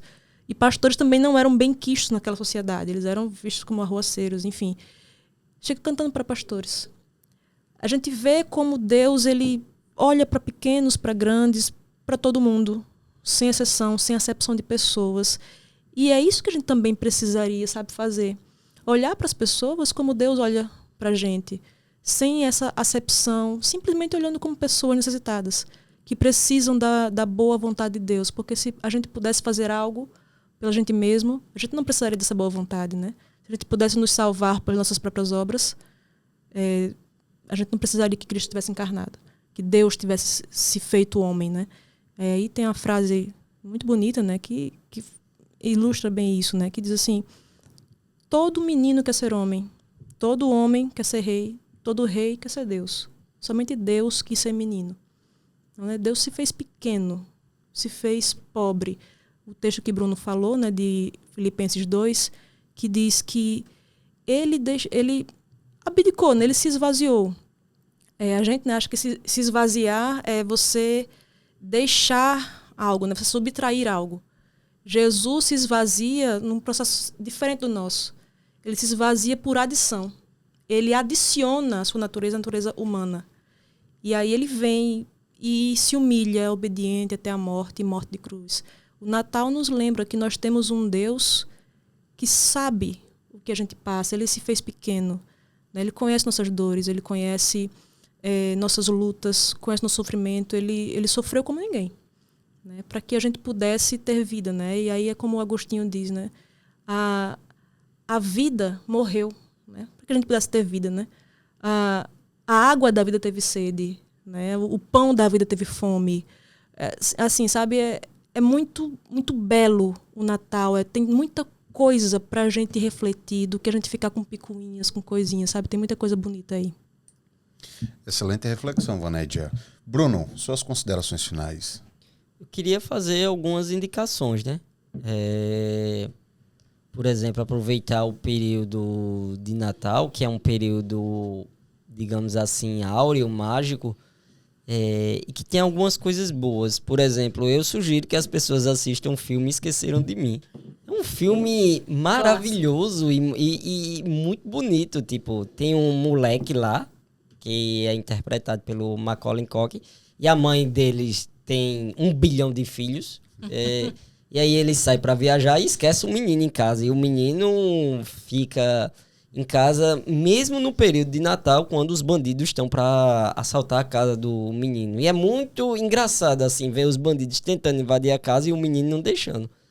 Mas tem um monte de coisa, assim, linda no Natal, sabe? E assim, nesse filme específico que chama a atenção, como ele vai sentindo falta da mãe dele, os irmãos sentindo falta dele. A família que ele tinha raiva, que ele brigava, né? A família, tipo, que vivia brigando, como eles passam a sentir falta uns dos outros. Aí tem uma outra maravilhosa, assim, que é o menino vai na igreja, e quando ele vai na igreja tem um senhor que faz tantos anos que não fala com o filho. E aí é muito bonito quando ele diz, e por que você tá aqui? Aí o menino, não, meu filho, a gente teve um desentendimento, não fala. Sim, porque não fala com ele. Porque eu acho que ele não quer. Como é que você sabe que ele não quer? Faz muito tempo que você não fala com ele. Eu nunca mais falei com ele. Aí o menino diz, enquanto você não fala com ele, você não vai saber. E aí tem uma história ali de reconciliação e perdão muito bonita. Então, assim... Contra o preconceito também, né? Porque ele tinha medo desse senhor, né? Porque ele nem conhecia o senhor e tinha medo dele, né? E aí mostra que, assim, era só preconceito dele. Né? Então, assim, indico esse filme fortemente para assistir muito aí bom. Com as crianças. Indico um outro filme maravilhoso. Agora, esse tem que ter paciência, porque ele é preto e branco e é antigo. Mas acho que o melhor filme que já fizeram... Assim, tipo, todo Natal lá nos Estados Unidos, esse filme passa lá na CBS. É um clássico, passa Natal à noite. Chama-se A Felicidade Não Se Compra. Então, basicamente, a história de um filme é de um bancário, que ele tá numa cidade, mas o sonho dele é sair ali. Ele quer lutar no exército, ele quer fazer alguma coisa. Mas sempre acontece alguma coisa pra ele não sair, que ele não consegue sair da cidade. E aí tem uma hora, é maravilhoso o final do filme. Tem uma hora que ele tá cansado de tudo. Cansado. E aí ele vai se matar. Mas aí vem um anjo e diz... por que você vai se matar? Ele fala, porque minha vida é uma porcaria. Minha vida foi uma porcaria, o casamento, tudo foi uma porcaria. Aí o anjo começa a mostrar... como era a cidade, como era a esposa, como eram as coisas se ele não tivesse ali nascido. E assim, você vai vendo e vai chorando, porque é muito bonito no final desse filme. E finalmente um livro para ler que eu indicaria é um livro chamado Uma Canção de Natal, de Charles Dickens. É um livro fininho assim. Tem um velho lá no livro que é o senhor... Scrooge. O tio Patinhas é um personagem de história em quadrinhos baseado nesse velho. E esse velho é muito chato. Ranzinza. É completamente assim, meu amigo, é avarento. Ele acha que... só que ele só tinha um amigo na vida, que era um sócio dele. E pra você ver como é que ele levava a amizade, né? Tipo, ele foi pro enterro do sócio, o único que tava lá presente no enterro do sócio. Quando voltou, fechou um negócio naquele mesmo dia. Por isso que o dia pra ele foi inesquecível. Não foi porque o único amigo que ele tinha morreu. Foi porque ele fechou um negócio naquele dia. Você vê o nível do velho. E aí, é muito interessante porque tem o sócio quando morreu, aí vai o fantasma dele visitar o velho na noite de Natal. E o velho odiava Natal. Odiava a festividade. Odiava. Parece esse... Enfim... uma galera que a gente comentou aí odiava essas coisas. E aí é muito interessante porque o velho diz assim, o espírito, né, o senhor Marlon diz, você vai ser visitado por 3 espíritos: o fantasma do Natal passado, o fantasma do Natal presente e o fantasma do Natal futuro. E cada fantasma visita ele. E assim, é interessante demais, assim, caramba, olha o que eu fiz da minha vida. Olha o que eu tô fazendo da minha vida. Olha como minha vida vai terminar. Não tem uma pessoa normal que não fique refletindo sobre o que é que ela tá fazendo da sua vida. Tipo, esse é um livro que eu aprendi também a ler em todo Natal. Então, Esqueceram de Mim, Felicidade Não Se Compra e Uma Canção de Natal é 3 livros assim, 3 obras, um livro e 2 filmes que eu queria indicar aí para finalizar. Show de bola. Jéssica Cristina, suas considerações finais. Muito bom. Queria agradecer, né? Depois da reflexão de Vanédia, das recomendações do Bruno. Muito bom, eu quero ver esse filme. Felicidade Não Se Compra. Não conhecia. Eu quero assistir também. Esqueceram de mim, de tanto que o Bruno falou aqui hoje, né? Filme inédito, Bateu né? uma saudade. É bom ver a saga, né? 1, 2, o 3, o 4, o 5. São bons. Clássicos, né? Muito legal. Eu, assim, amo esse período natalino. Inclusive, né? Abordando até um tópico do filme Esqueceram de Mim, sobre a reconciliação. É uma época em que as pessoas costumam fazer reconciliação, né? Às vezes está brigado com um parente, com um colega, com alguém, e passou o ano todinho sem se falar, intrigado. Aí espera o Natal. Aproveita essa época, então, para fazer essa reconciliação, para buscar primeiro, para pedir perdão. Mas não vai fazer isso só no Natal, não vai esperar, né, só fazer isso uma vez por ano. Mas já que a gente já está nessa época, é um momento propício, não fique esperando, tá? Faça de tudo para tornar esse período mais especial, já que os corações aí estão mais abertos. E é isso, gente. Eu gostei muito, aprendi demais hoje com esse tema natalino. Vou recomendar esse podcast aí para todo mundo aí que eu conheço, para os meus familiares. Muito bom. Foi ótimo desmistificar, né? Muitas coisas que eu ouvi na vida e que eu trazia, tá? Mas como diria Jojo Todinho, quem passou o ano inteiro brigando, no Natal, continue brigado. Passou o ano todinho brigando, vai se desfazer agora? Continue brigado. Mas assim, no fim das contas não utilize só essa data para você fazer isso, né? Que ela seja sempre um lembrete, mas não faça só isso nesse momento. Não seja bom somente nesse momento. Não busque fazer o bem, olhar as pessoas sem preconceito só nesse momento. Mas que ele nos lembre quando a gente esquecer disso, né? Verdade. A Vanédia me fez uma coisa, fiquei chateada. Vou esperar 6 meses, chegar o Natal pra eu perdoar ela. Só te perdoo no Natal. Já sei o que é. Depois a gente conversa. Gente, com essas reflexões nós chegamos ao fim de mais um programa Vibe, né? Espero que você tenha gostado desse episódio. Se você ainda não assistiu os outros episódios, os episódios passados, vai lá, assiste todos. Eu garanto que você vai curtir bastante, porque tem muito conhecimento, tem muita informação ali e vai ser muito bom para você. Compartilhe esse vídeo também. E lembre-se, Cristo ele precisa ser o centro de tudo, né? Acima de qualquer coisa, Cristo deve estar no centro da nossa vida, deve estar no centro das nossas ações, deve estar no centro dos nossos pensamentos. E é isso. Tchau, tchau e até o próximo episódio. Josiélio, chega aqui, Josiélio, dá tchauzinho. Tchau. Feliz Natal! Feliz Natal!